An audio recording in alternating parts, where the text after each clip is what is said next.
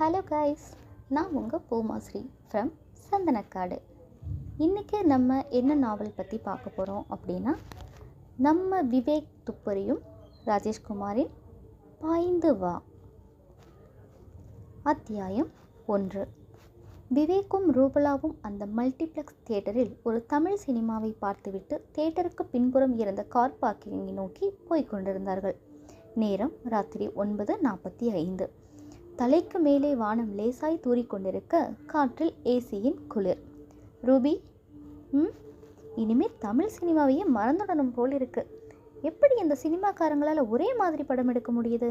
முகத்தை சவரம் பண்ணாத ஹீரோ, முதுகுக்கு பின்னாடி ஒரு அரிவாள், ஒரே ஒரு குத்தில் 8 திசைக்கும் பறந்து போய் விழுற வில்லன்கள், நடிக்க தெரியாத தொப்புள் மட்டும் காட்ட தெரிந்த ஒரு ஹீரோயின், நம்மை சிரிக்க வைக்க கஷ்டப்படுற காமெடியன், புரியாத தமிழ் பாட்டு, 150 ரூபாய் தண்டம். இந்த பணத்தை ஏதாவது ஆர்ஃபனேஜ் விடுதிக்கு எம்மோ பண்ணியிருக்கலாம். ரூபலா சிரித்தாள். Cinema is cinema. தியேட்டருக்குள்ளே போகும்போதே மூளையை கழட்டி கையில் வச்சுக்கிட்டு தான் படம் பார்க்கணும். லாஜிக் பார்த்தோன்னா தியேட்டர் விட்டு வெளியே வரும்போது பைத்தியம் பிடிச்சிடும். இப்போ நம்ம பார்த்த படத்தில் ஹீரோ அடிக்கடி ஒரு பஞ்ச் டயலாக் சொல்வானே, உங்களுக்கு ஞாபகம் வருதா? வருது. அது என்ன டயலாக்னு சொல்லுங்கள் பார்க்கலாம். நான் பேசினா எல்லாருக்கும் புரிகிற மாதிரி இருக்கும், ஆனால் யோசித்து பார்த்தா ஒன்றுமே புரியாது. அட, கரெக்டாக சொல்லிட்டீங்களே. எல்லோரையும் இப்படி மனப்பாடம் பண்ணி வச்சுக்கணும்னு தானே அந்த ஹீரோ படத்தில் அவ்வளவு தடவை சொல்கிறான். அந்த ஹீரோ சொல்கிற மாதிரி தான் படமும் இருக்குது. படத்தை பார்க்கும்போது கதை புரிகிற மாதிரி இருக்கும், படம் முடிஞ்சு வெளியே வரும்போது ஒன்றுமே புரியலை. சரி, இந்த பாடாவதி படத்தை மறந்துட்டு வேறு ஏதாவது விஷயம் பேசுவோம். சாப்பிட எந்த ஹோட்டலுக்கு போகலாம்? மழையில் நனைந்த சோடியம் வேப்பர் விளக்கு வெளிச்சத்தில் குளித்து கொண்டிருந்த காரை நெருங்கிய போது விவேக்கின் செல்போன் ஒலித்தது. காருக்குள் ஏறி உட்கார்ந்து கொண்டே அழைப்பது யார் என்று பார்த்தான். டிஸ்பிளேயில் விஷ்ணுவின் பெயர். Vishnu, good evening boss. Rupala ஏறி உட்கார்ந்ததும் காரை மெல்ல நகர்த்தினான் விவேக். சொல்லுடா, இப்போ எங்கே இருக்கீங்க பாஸ்? வீட்லையா வெளியவா? வெளியே எங்கே? ஷாப்பிங்கா? ஷாப்பிங் பண்ண தான் கிளம்பணும். மல்டி காம்ப்ளெக்ஸுக்கு வந்தபோது ஒரு படம் பார்க்கலான்னு போய் மாட்டிக்கிட்டு இப்போ தான் வெளியே வந்தோம். உங்ககிட்ட மாட்டிக்கிட்டோம். இன்னும் டின்னர் சாப்பிடலையே? இனிமே தான். Thank God. ஏன்டா கடவுளுக்கு நன்றி சொல்கிற? பாஸ், இன்றைக்கி நீங்களும் ரூபலா மேடமும் என்னோட தான் டின்னர் சாப்பிட போகிறீங்க. இன்றைக்கி என்னடா விசேஷம்? பாஸ், இன்றைக்கி ஒரு புனித நாள். அன்பும் அகிம்சையும் அவதரித்த நாள், வீரமும் விவேகமும் விளைந்த நாள். டேய், இன்னைக்கு மே 10 அக்டோபர் 2 தானே காந்தி பிறந்தார். மே 10 யாரோட பர்த்டே? பாஸ், காந்தி பிறந்தது அக்டோபர் 2. இந்த விஷ்ணு பிறந்தது மே 10. ஓ, இன்னைக்கு உன்னோட பிறந்த நாளா? என்னடா இவ்வளோ லேட்டாக சொல்கிற?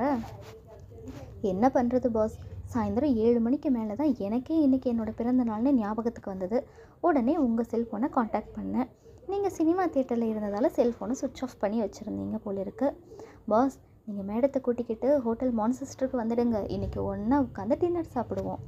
டேய் விஷ்ணு, இப்போவே மணி 10 போகுது. உன்னோட பர்த்டே பார்ட்டியை நாளை வச்சுக்கிட்டா என்ன? இல்லை பாஸ், நான் எங்கள் டேபிள் ரிசர்வ் பண்ணிட்டேன், வந்துடுங்க. ஐ எம் வெயிட்டிங், லேட் பண்ணிடாதீங்க. விஷ்ணு செல்ஃபோனை அணைத்து விட விவேக் ரூபலாவை பார்த்தான். விஷ்ணுவுக்கு இன்றைக்கி பர்த்டேயாம், அவன் கூட உட்காந்து டின்னர் சாப்பிடணுமா. எந்த ஹோட்டல்? மான்செஸ்டர். அது எங்கே இருக்குது? ரேஸ்கோர்ஸ் ரோட்டில், கலெக்டர் பங்களாவுக்கு பக்கத்தில்.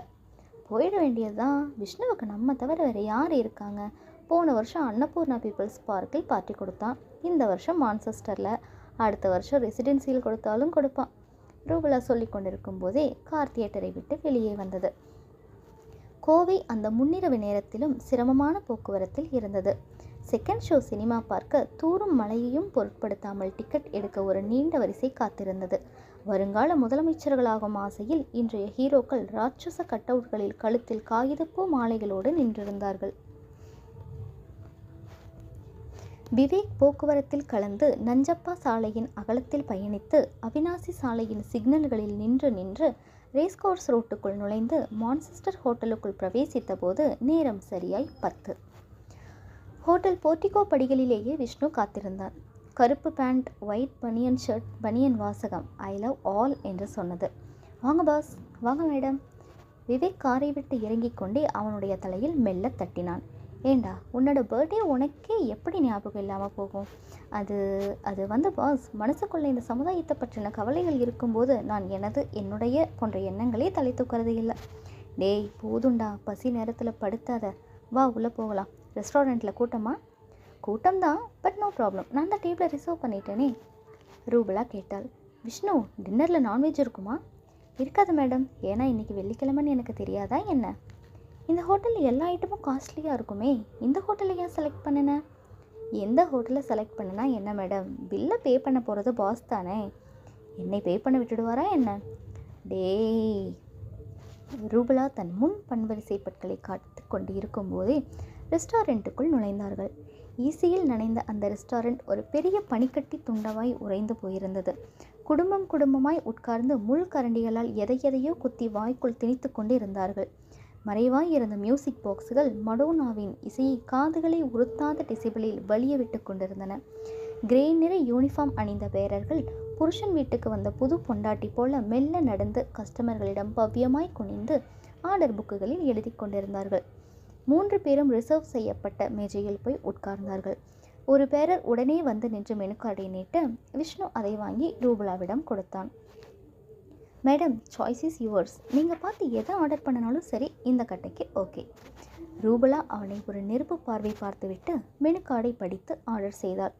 பேரர் நகர்ந்து போனதும் விஷ்ணுவை ஏறிட்டான் விவேக். ஏண்டா, உனக்கு வயசு இப்போது 27 தானே? ஆமாம் பாஸ். நீ க்ரைம் பிரான்ச் சர்வீஸில் ஜாயின் பண்ணி 5 வருஷம் ஓடி போயிடுச்சு. இன்னமும் நீ செகண்ட் கிரேட் ஆஃபீஸராக தான் இருக்க. இன்னைக்கு வாழ்க்கையில் முன்னேறுவதாய் உத்தேசம்? கண்களை ஒரு வினாடி மூடிய விஷ்ணு ஒரு ஞானி போல தோள்களை குலுக்கி நமட்டு சிரிப்பொன்றை சிரித்தான். பதில் சொல்லாமல் மௌனித்தான். விவேக் எரிச்சலாய் கேட்டான். இந்த சிரிப்புக்கு என்னடா அர்த்தம்? புரியலையா பாஸ்? புரியலை மேடம். உங்களுக்கு? எனக்கு ஒரு மண்ணும் புரியலை. இந்த சிரிப்போட மகிமை அஞ்ஞானிகளுக்கு புரியாது. ஸோ நானே சொல்லிடுறேன். சொல்லு. 24 வயசு வரை பஸ் கண்டக்டராக இருந்தவர் ரஜினிகாந்த். அதுக்கப்புறம் அவர் சூப்பர் ஸ்டார் ஆனார். ஸ்கூல் படிப்பை கூட கம்ப்ளீட் பண்ணாதவர் பில்கேட்ஸ். உலகத்திலேயே நம்பர் 1 கோடீஸ்வரர்னு பேர் எடுத்தார். ஹோட்டலில் சர்வராக இருந்தவர் ஓபராய். இன்னைக்கு உலக அளவில் 50 5 ஸ்டார் ஹோட்டல்களுக்கு அதிபதி. பெட்ரோல் பங்கில் வேலை பார்த்தவர் ரிலையன்ஸ் அம்பானி. இன்னைக்கு இந்தியாவில் 10 பணக்காரர்களில் அவரும் ஒருத்தர். இதிலேருந்து என்ன தெரியுது பாஸ்? யார் லைஃப்பில் எப்போ டேர்னிங் பாயிண்ட் வரும்னு யாருக்குமே தெரியாது. நாளைக்கு என்னை அமெரிக்கா கூப்பிட்டு ஒபாமாவுக்கு பர்சனல் செக்ரட்டரியாக என்னை அப்பாயின்மெண்ட் பண்ணலாம். இல்லைன்னா விஷ்ணு மேற்கொண்டு பேசும் முன்பு அந்த பேரர் விவேக்கு பக்கத்தில் வந்து பவ்யமாய் நின்றார். சார். எஸ். நீங்கள் மிஸ்டர் விவேக்? எஸ். உங்களுக்கு ஃபோன். ரிசப்ஷன் கவுண்டருக்கு வந்து பேச முடியுமா? ஃபோனில் யார்? ஒரு பெண், பெயர் யோகிதா. அந்த பெயரில் எனக்கு யாரையுமே தெரியாதே. உங்களுக்கு பேச விருப்பமில்லை என்று சொல்லிவிடட்டுமா சார்? வேணாம், நான் வருகிறேன். விவேக் நாட்காலியை பின்னுக்கு தள்ளிக்கொண்டு எழுந்தான். விஷ்ணு குறுக்கிட்டான். பாஸ், நீங்கள் இருங்க, நான் போய் பேசி அது யார் என்கிற விவரத்தை தெரிஞ்சுக்கிட்டு வரேன். வேண்டாம், பர்டிகுலராக என்னோட பேரை மென்ஷன் பண்ணியிருக்கா அந்த யோகிதா. ஏதோ ஒரு விஷயம் இருக்க போய் தான் இந்த ஃபோன் அழைப்பு. ஆர்டர் பண்ணின ஐட்டம்ஸ் வரை எப்படியும் 15 நிமிஷம் ஆகிடும். நான் போய் பேசிட்டு வந்துடுறேன். விவேக் அந்த பேரரை பின்தொடர்ந்து போனான். ரிசப்ஷன் கவுண்டரில் டை கட்டி நின்றிருந்த அந்த இளைஞன் மேஜையின் மேல் ஒரு கழித்து விழுந்திருந்த ரிசீவரை காட்டினான். She is on the line sir. Vivek ரிசீவரை எடுத்து காதில் வைத்தான். எஸ் மிஸ்டர் விவேக், ஒரு பெண் குரல் கேட்டது. ஹோல்டிங். சார், என்னோட பேர் யோகிதா. இதே ஹோட்டலில் 5வது மாடியில் 515 என் அறையில் தங்கியிருக்கேன். சில நிமிஷங்களுக்கு முன்னாடி உங்களை ரெஸ்டாரண்ட்டில் பார்த்தேன். ஃபேமிலியோடு இருந்தீங்க. அதனால் உங்களை டிஸ்டர்ப் பண்ண விரும்பலை. It's okay. இப்போ உங்களுக்கு என்ன வேணும்? உங்ககிட்ட ஒரு 10 நிமிஷம் பேசணும். என்னோடய அறைக்கு வர முடியுமா? சாரி, நீங்கள் எதை பேசுகிறதா இருந்தாலும் கீழே இறங்கி ரெஸ்டாரண்ட்டுக்கு வாங்க. சார், அது வந்து தனியாக பேசணும். உங்கள் பேர் என்ன? யோகிதாவா? ஆமாம் சார். இதோ பாருங்கள் யோகிதா, என்னோடய ரெஸ்டாரண்ட்டுக்கு வந்திருக்கிறது என்னோடய மனைவியும் அசிஸ்டண்ட்டும் தான். விஷயம் எதுவாக இருந்தாலும் நீங்கள் தயக்கம் இல்லாமல் பேசலாம். சார், நீங்கள் மட்டும் என்னோடய அறைக்கு வந்து பேசினா பரவாயில்லன்னு நினைக்கிறேன். Very sorry. நீங்கள் கீழே இறங்கி வாங்க, வெயிட் பண்ணுறேன். நீங்களே எங்கள் கூட டின்னரில் ஜாயின் பண்ணிக்கலாம். இதோ 2 மினிட்ஸில் வரேன் சார். மறுமுனையில் யோகிதா ரிசீவரை வைத்துவிட விவேக்கும் ரிசீவரை வைத்துவிட்டு ரெஸ்டாரண்ட்டுக்கு வந்தான். ரூபலா கேட்டார். அது யாருங்க அந்த யோகிதா? தெரியலை. இதே ஹோட்டலில் தான் அவள் ஸ்டே பண்ணியிருக்கலாம். ரூம் நம்பர் 515 இருக்கேன். வாங்க, ஒரு 10 நிமிஷம் உங்ககிட்ட பேசணும்னு சொன்னான். ரூமுக்கெல்லாம் வர முடியாது, நீயே கீழே இறங்கி ரெஸ்டாரண்ட்டுக்கு வா, பேசலான்னு சொன்னேன். நீங்கள் இங்கே இருக்கிறது அவளுக்கு எப்படி தெரியும்? ரெஸ்டாரண்ட்டில் பார்த்தாலாம். பாஸ், நான் வேணும்னா ரூம் நம்பர் 515க்கு போய் அந்த பொண்ணை பார்த்து இங்கே குட்டிக்கிட்டு வரட்டுமா? வேண்டாம், அவளே வரட்டும். விவேக் சொல்லி கொண்டிருக்கும் போதே ரெஸ்டாரண்ட்டுக்குள் லேசாய் ஒரு பரபரப்பு அரும்பியிருந்தது. சாப்பிட்டு கொண்டிருந்த இரண்டொருவர் வெளியே எழுந்து போனார்கள். பேரர்கள் பதட்டமாய் ஓடினார்கள். ஏன், என்னாச்சு? விஷ்ணு பேரர் ஒருவரை நிறுத்தி கேட்டான். ஒரு பொண்ணு 5வது மாடியிலிருந்து கீழே விழுந்துடுச்சா சார்? அத்தியாயம் 2. விவேக் சட் என்று முகம் மாறி எழுந்தான். என்ன சொன்ன? 5வது மாடியிலிருந்து ஒரு பொண்ணு விழுந்துட்டாளா? ஆமாம் சார். யார் அந்த பொண்ணு? பேர் என்ன? தெரியல சார், போய் பார்த்தா தான் அது யாருன்னு தெரியும் சொல்லிவிட்டு பேரர் நடக்க விவேக் பேரரை பின்தொடர்ந்து ஓடினான். ஹோட்டலின் பின்புறம் கார் பார்க்கிங்க்கு பக்கத்தில் அந்த கும்பல் தெரிந்தது. குழப்பமான சத்தங்கள். ஆம்புலன்ஸுக்கு ஃபோன் பண்ணியாச்சா? பிரயோஜனம் இல்லை, ஸ்பாட் டெட்டு, தலை 2ஆக புலந்திருக்கு. விவேக் வட்டம் போட்டு நின்றிருந்த கும்பலை பிளந்து கொண்டு எட்டி பார்த்தான். சிவப்பு நிற சுடிதார் அணிந்த அந்த பெண் கைகளையும் கால்களையும் பரப்பி கொண்டு ஒரு எக்ஸ் குறி போல குப்புற விழுந்து இருந்தாள். தலை உடைந்த ரத்தம் அவளுக்கு 2 பக்கமும் வழிந்தது. 2 இரத்த கால்வாய்களாய் மாறியிருந்தது. உடலில் உயிரில்லை என்பது தீர்க்கமாய் தெரிந்தது. சற்று முன்பு ரிசப்ஷன் கவுண்டரில் இருந்த இளைஞன் விவேக்கை பார்த்ததும் வேகமாய் பக்கத்தில் வந்து நின்றான். சார், இந்த பெண்கிட்ட நீங்கள் தான் கடைசியாக பேசுனீங்க. நீங்கள் பேசின கொஞ்ச நேரத்துக்குள்ளே அந்த பொண்ணு யோகிதா மாடியிலிருந்து விழுந்து இறந்து போயிருக்காங்க. என்ன சார் நடந்தது? விவேக் தன் சட்டை பாக்கெட்டில் இருந்த உத்தியோக அட்டையை எடுத்து தன்னை சுற்றி நின்ற நபர்களுக்கு காண்பித்தான்.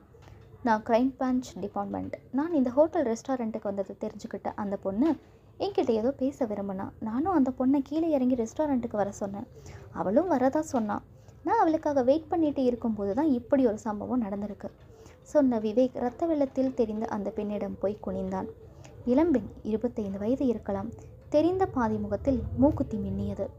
விஷ்ணு, பாஸ், இந்த ஏரியா போலீஸ் ஸ்டேஷனுக்கு தகவல் கொடுத்துட்டு பாடியை சுற்றி மார்க் பண்ண.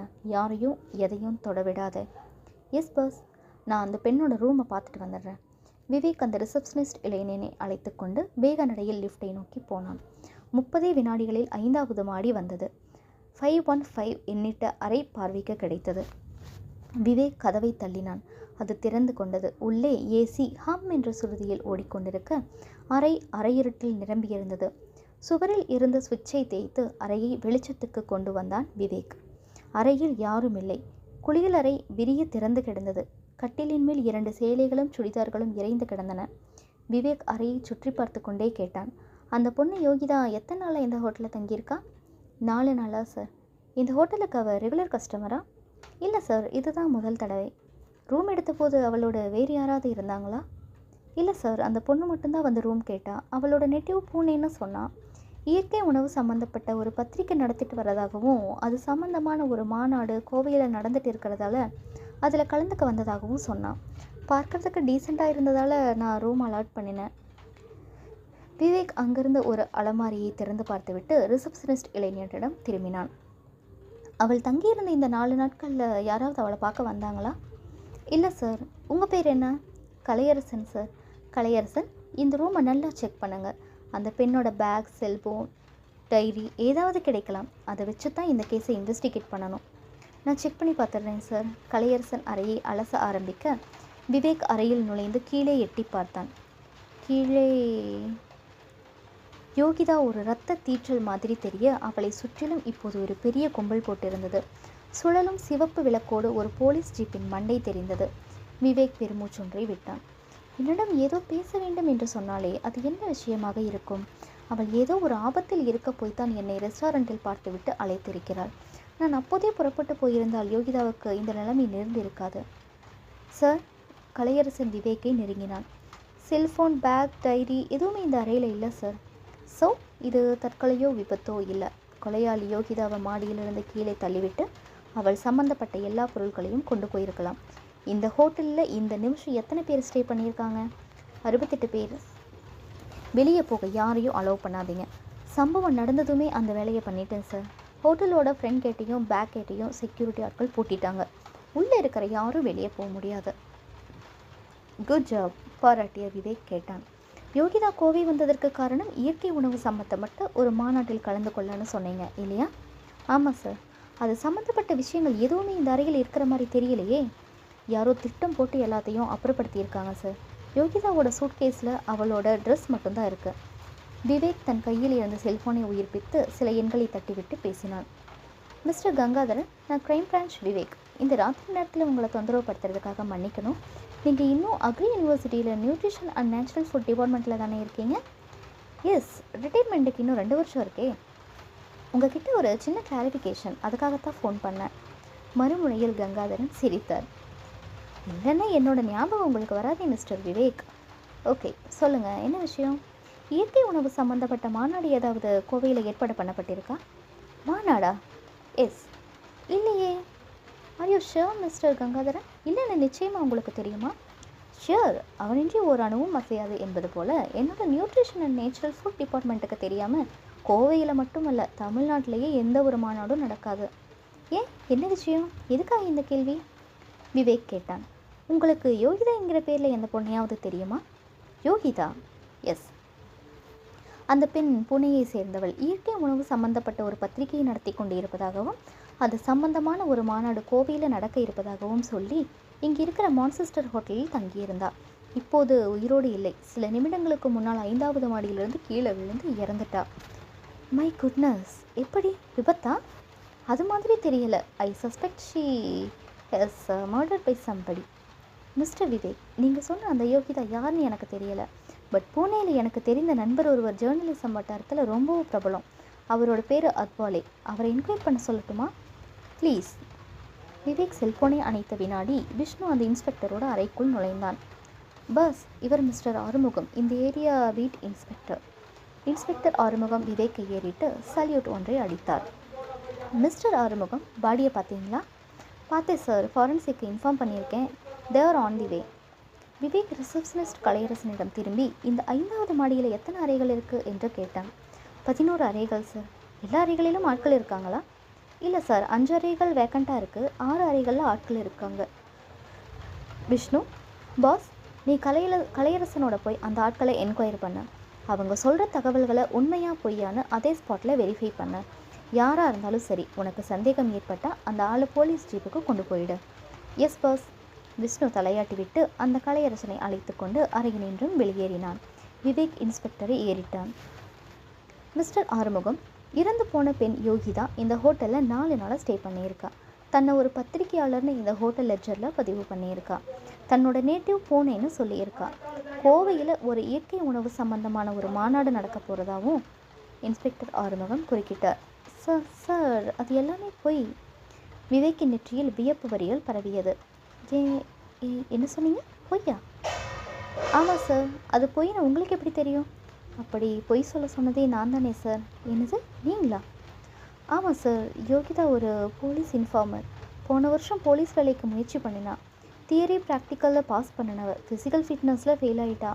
மறுபடியும் போலீஸ் வேலைக்கு ட்ரை பண்ணணுன்னா அடுத்த வருஷம் வரைக்கும் வெயிட் பண்ண வேண்டியிருக்கும் என்கிற காரணத்தால் போலீஸ் டிபார்ட்மெண்ட்டுக்கு ஏதாவது ஒரு வகையில் உபயோகமாக இருக்கணும்னு நினச்சி என்கிட்ட வந்து பேசினா. நான் போலீஸ் இன்ஃபார்மராக ஒர்க் பண்ணுறியான்னு கேட்டேன். சரின்னு ஒத்துக்கிட்டா. கோவையில் இருக்கிற ஹோட்டல்களில் எந்தெந்த ஹோட்டலில் விபச்சாரம், சட்டவிரோத விஷயங்கள் நடக்குதுன்னு கண்டுபிடிக்கிறதுக்காக யோகிதா வெவ்வேறு விதமான கெட்டப்புகளில் போய் தங்குவாள்.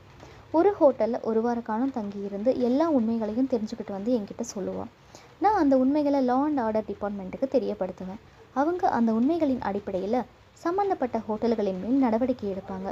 கடந்த 4 நாளாக இந்த மான்செஸ்டர் ஹோட்டலில் தங்கியிருந்ததும் அந்த காரணத்துக்காகத்தான். விவேக் நெற்றியை பிடித்து கொண்டான். யோகிதாவுக்கு பின்னாடி இவ்வளவு விஷயங்கள் இருக்கா? மை குட்னஸ், நீங்கள் சொல்கிறத வச்சு பார்க்கும்போது யோகிதா ஒரு போலீஸ் இன்ஃபார்மர் என்கிற உண்மை யாருக்கும் தெரிய போக இந்த மர்டர் நடந்திருக்கலாம் இல்லையா? மேபி சார், என்னோட சந்தேகம் அதுதான். அவள் ஏதோ ஒரு ஆபத்தில் இருக்க போய் தான் ரெஸ்டாரண்ட்டில் இருந்தவங்களை ஃபோனில் கூப்பிட்ருக்கா. விவேக் பெருமூச்சு விட்டான். நான் தப்பு பண்ணிட்டேன். யோகிதா கூப்பிட்டதுமே நான் அவள் ரூமுக்கு போயிருக்கணும். நோ சார், யாரோ ஒரு பெண் திடீர்னு ஃபோன் பண்ணி ரூமுக்கு வாங்க உங்ககிட்ட பேசணும்னு சொன்னால் அதை நம்பி போகிறதும் ரிஸ்க். உங்கள் நிலைமையில் எந்த ஒரு போலீஸ் அதிகாரி இருந்தாலும் அதைத்தான் பண்ணியிருப்பாங்க. ஓகே மிஸ்டர் ஆறுமுகம், யோகிதா ஒரு போலீஸ் இன்ஃபார்மர் என்கிற உண்மை உங்களை தவிர வேறு யாருக்கு தெரியும்? என்னை தவிர வேறு யாருக்கும் தெரியாது. லா அண்ட் ஆர்டரில் இருக்கிற அதிகாரிகளுக்கு கூட தெரியாது. சரி, யோகிதாவுக்கு ஃபேமிலி? அவளுக்கு அப்பா அம்மா கிடையாது சார். ஒரு கிறிஸ்டியன் மிஷன் காலேஜில் படிச்சுட்டு டெய்லரிங் மார்ட் ஒன்று வச்சு நடத்திட்டு வரான். போலீஸ் வேலையில் சேரணுங்கிறது தான் அவளுடைய நோக்கம். அதனால் வேறு எந்த வேலைக்கும் அவன் முயற்சி பண்ணுறது இல்லை. யோகிதாவோட மரணத்துக்கு காரணம் என்னவா இருக்குன்னு நினைக்கிறீங்க? அவள் ஒரு போலீஸ் இன்ஃபார்மர் என்கிற விஷயம் யாருக்காவது தெரிஞ்சிருக்கலாம். அவளால் பாதிக்கப்பட்ட யாராவது இப்படி ஒரு கொலையை பண்ணியிருக்கலாம். நான் அப்படி நினைக்கல மிஸ்டர் ஆறுமுகம். யோகிதாவோட மரணத்துக்கு வேறு ஏதோ காரணம் இருந்திருக்கு. அந்த காரணத்தை சொல்கிறதுக்காக என்னை ஃபோனில் காண்டாக்ட் பண்ணியிருக்கா. நான் அவளை பார்க்க போகாததால் என்னை பார்க்க ரெஸ்டாரண்ட்டுக்கு புறப்பட்ட போது தான் கொலையாளி எதிர்பட்டு இருக்கணும். காரியத்தை முடித்த கையோட கொலையாளி தப்பி இருக்கலாம். இல்லாவிட்டால் இதே ஹோட்டலில் இன்னமும் இருக்கலாம். நாம் எல்லாரையும் தரவாக செக் பண்ணணும். Yes sir. ஆறுமுகம் சொல்லி கொண்டிருக்கும்போது விஷ்ணு உள்ளே வந்தான். பாஸ், இந்த 5th ஃப்ளோர் ரூம்களில் ஸ்டே பண்ணியிருந்த எல்லாரையும் என்கொயரி பண்ணிட்டேன். பாதி பேருக்கு நடந்த சம்பவமே தெரியலை. யோகிதா இந்த ரூமில் தங்கியிருந்தது யாருக்குமே தெரியலை. பட் ஒருத்தர் மட்டும் ஒரு தகவலை சொன்னால் அது ஒரு உபயோகப்படணும்னு நினைக்கிறேன். என்ன தகவல்? பொடிநடையாக கொஞ்சம் வெளியே போயிட்டு வரலாமா பாஸ்?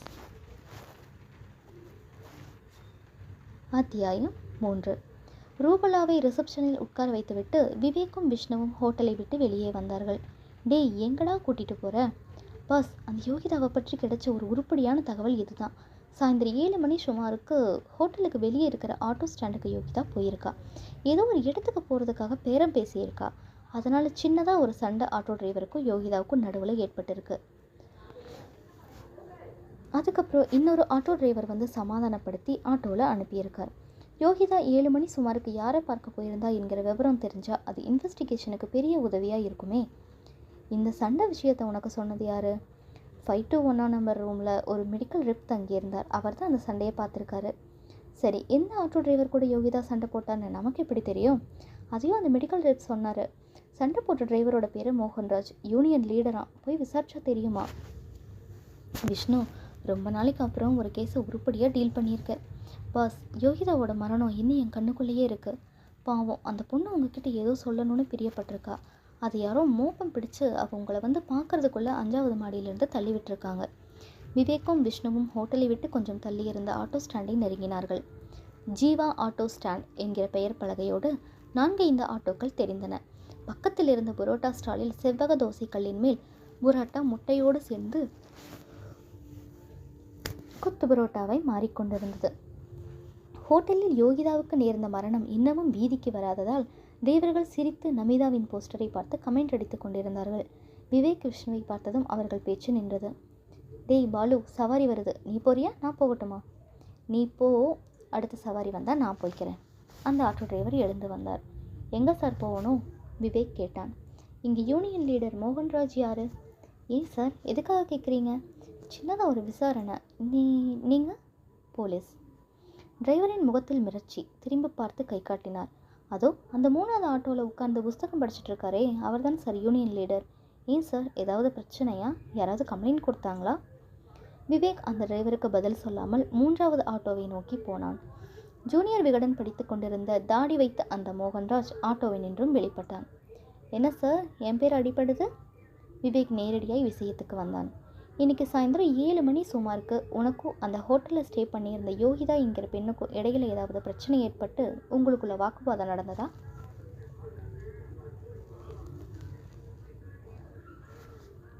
அதான் சமாதானமாக போட்டுமே, அதுக்கப்புறம் அந்த பொண்ணு வந்து கம்ப்ளைண்ட் கொடுத்துருக்கு போல இருக்கு.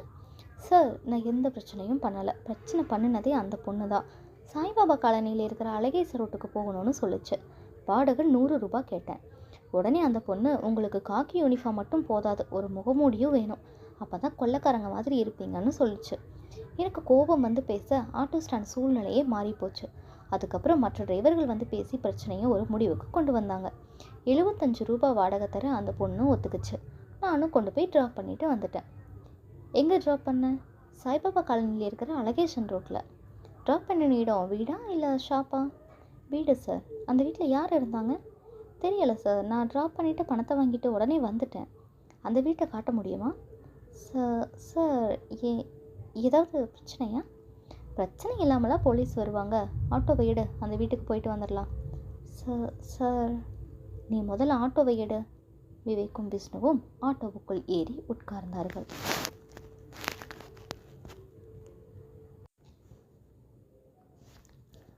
அத்தியாயம் 4.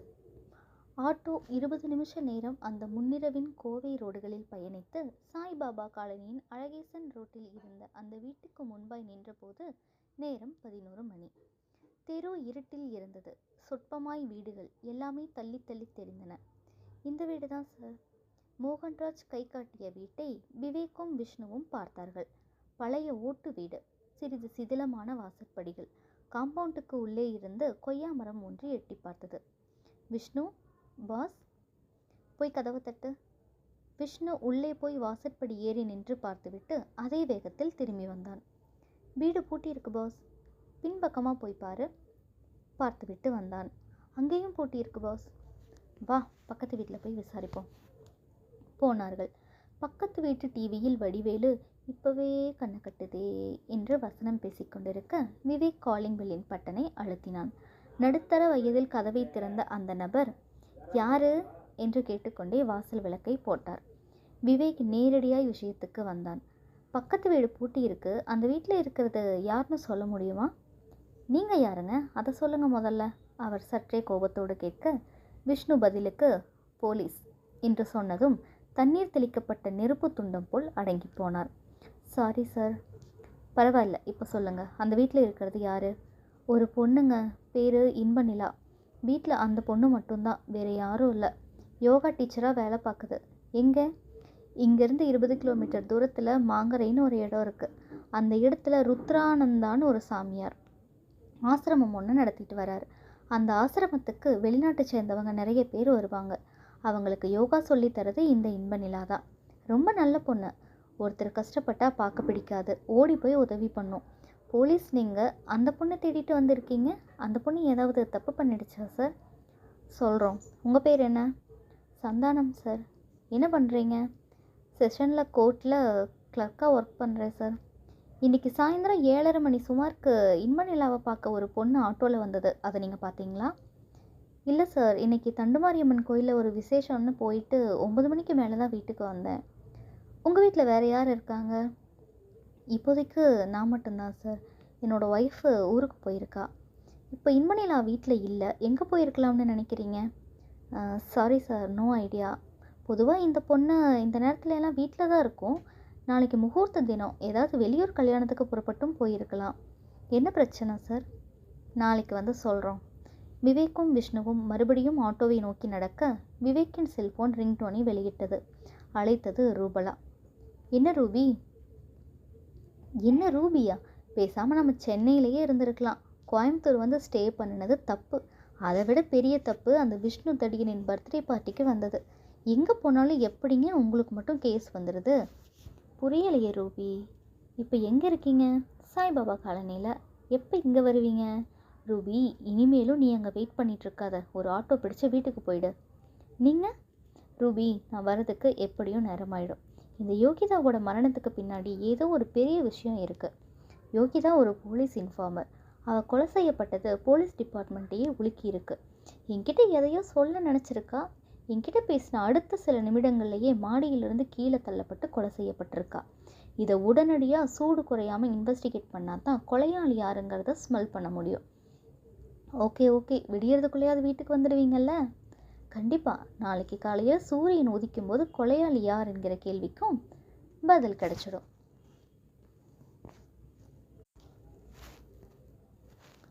அத்தியாயம் 5. விடியற்காலை 3 மணிக்கு மேல்தான் விவேக்கும் விஷ்ணுவும் வீடு திரும்பினார்கள். 4 மணி நேரம் படுத்து தூங்கிவிட்டு 7 மணிக்கு எழுந்தார்கள். ரூபலா காஃபி நிரம்பிய டம்ளர்களை அவர்களிடம் நீட்டிக்கொண்டே கேட்டாள். என்ன, யோகிதாவை கொலை பண்ணின கொலையாளி யாருன்னு தெரிஞ்சதா? பெரிய சைஃபர். காலையில் சூரியன் உதிக்கும்போது கொலையாளி யார் என்கிற கேள்விக்கு பதில் கிடைக்கும்னு சொன்னீங்க. அந்த பொண்ணு இன்பநிலா எப்படியும் வந்துடுவான்னு 3 மணி வரைக்கும் வெயிட் பண்ணி பார்த்தோம். அவள் வரவே இல்லை. அவள் வந்து இருந்தால் பல கேள்விகளுக்கு பதில் கிடச்சிருக்கும். அந்த விவரங்களை வச்சுக்கிட்டு கொலையாளியை கார்னர் பண்ணிடலான்னு நினச்சோம். அவள் வரவே இல்லை. அந்த இன்பநிலா மாங்கரையில் இருக்கிற சுவாமி ருத்ரானந்தாவோட ஆசிரமத்தில் யோகா டீச்சராக வேலை பார்க்குறா இல்லையா? ஆமாம். அந்த ஆசிரமத்துக்கு ஃபோன் பண்ணி இன்பநிலா அங்கே இருக்காளா இல்லையான்னு என்கொயரி பண்ணிங்களா இல்லையா? விஷ்ணு குறுக்கிட்டான். பண்ணினோம் மேடம். சுவாமி ருத்ரானந்தா ஊரில் இல்லை, வடநாட்டுக்கு ஆன்மீக பயணம் போயிருக்கார். வர வாரம் திரும்புகிறார். ஆசிரமத்தை நிர்வாகம் பண்ணுற புஷ்பானந்தா என்கிற ஒருத்தர்கிட்ட இன்பநிலாவை பற்றி கேட்டு பார்த்தோம். இன்பநிலா அங்கே வரலைன்னு சொல்லிட்டாரு. எனக்கு என்னவோ இன்பநிலா தான் யோகிதாவை கொலை பண்ணிட்டு தலைமறைவாயிட்டாலோன்னு ஒரு சந்தேகம். எனக்கு வேறு மாதிரியான சந்தேகம் மேடம். என்ன?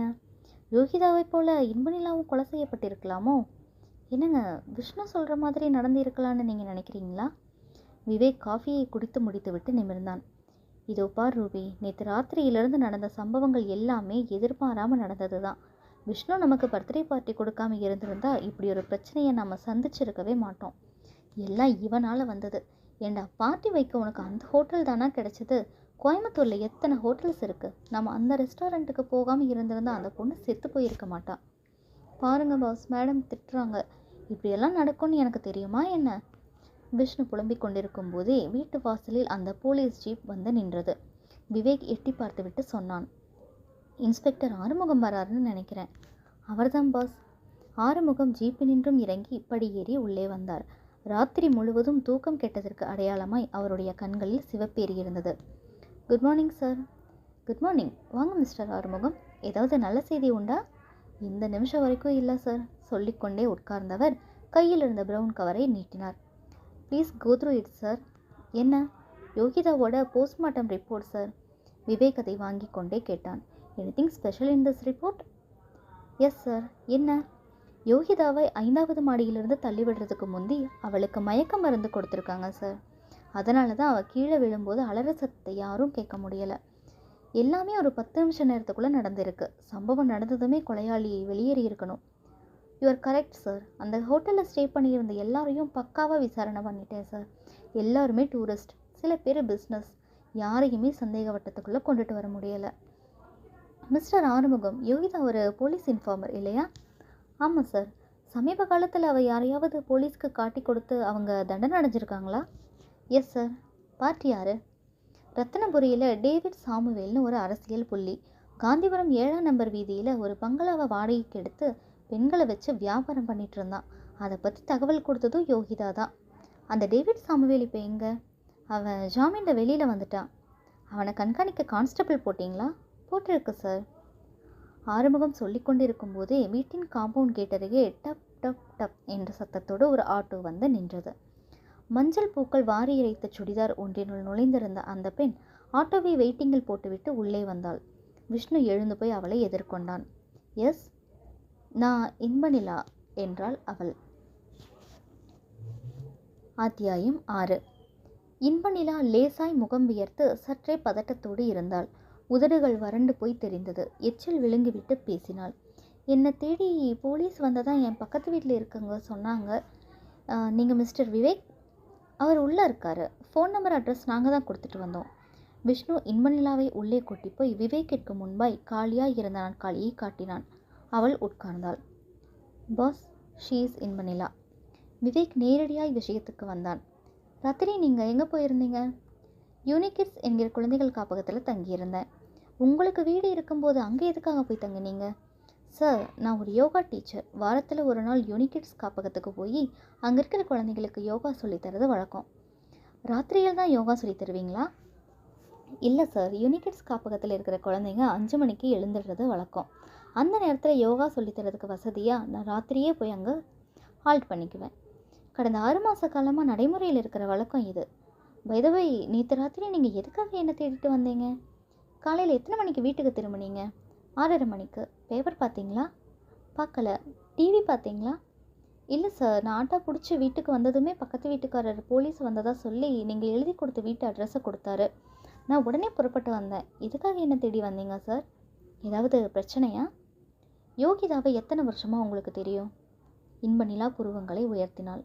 அவளை பற்றி எதுக்காக கேட்குறீங்க? இன்பநிலா, முதல்ல நான் கேட்குற கேள்விகளுக்கு பதில் சொல்லுங்கள். அப்புறமா நீங்கள் கேட்குற கேள்விகளுக்கு நான் பதில் சொல்கிறேன். எனக்கு யோகிதாவை ஸ்கூல் டேஸ்லேருந்தே தெரியும். என்னோட நெருங்கிய தோழி. நேற்று ராத்திரி 7 மணி சுமாருக்கு யோகிதா உங்களை பார்க்க வீட்டுக்கு வந்தாளா? ஆமாம். எதுக்காக வந்தா? ஜஸ்ட் என்னை பார்த்துட்டு போகத்தான். எவ்வளவு நேரம் யோகிதா உங்களோட இருந்தாங்க? ஒரு அரை மணி நேரம். அப்புறம் நான் யூனிகிட்ஸ் குழந்தைகளோட காப்பகத்துக்கு போகணும்னு சொன்னபோது நானும் அந்த காப்பகத்துக்கு வரேன், அங்கே இருக்கிற குழந்தைங்களை பார்த்து ரொம்ப நாளாச்சுன்னு சொன்னான். நான் அவளை கூட்டிக்கிட்டு போனேன்.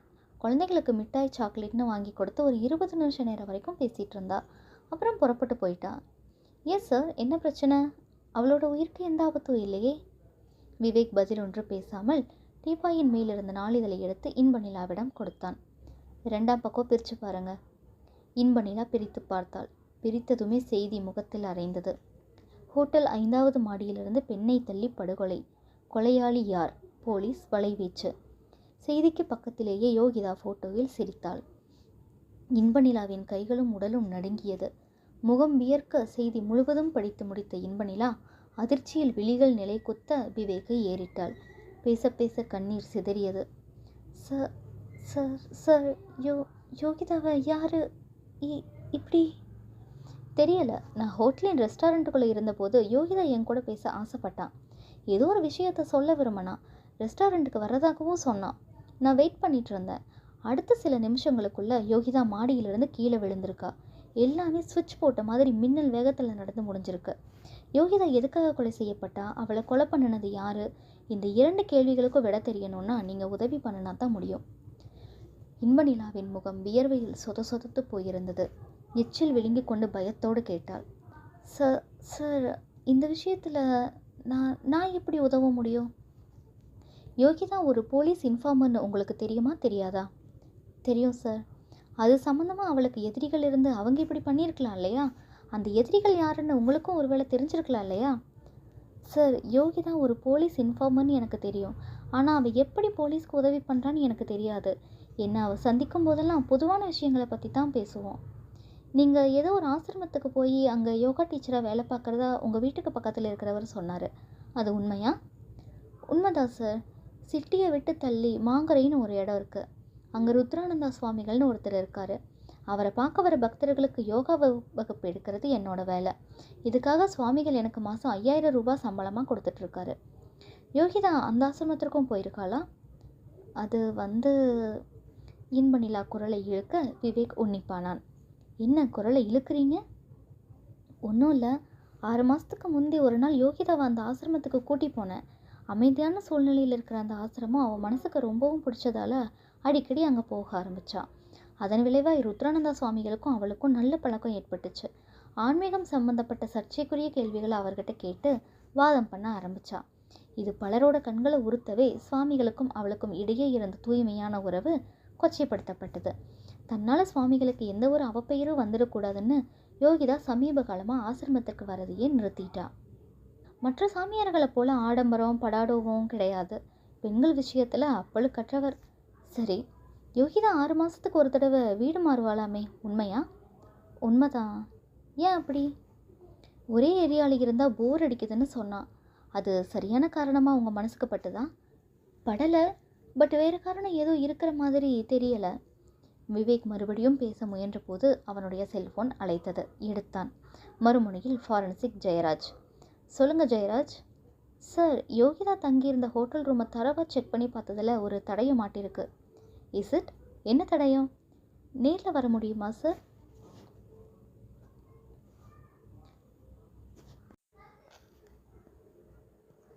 அத்தியாயம் 7. விவேக்கும் விஷ்ணுவும் இன்பநிலாவை அனுப்பிவிட்டு ஹோட்டல் மான்செஸ்டருக்கு போய் சேர்ந்தபோது ஃபாரன்சிக் ஜெயராஜ் அறைவாசலிலேயே காத்திருந்தார்.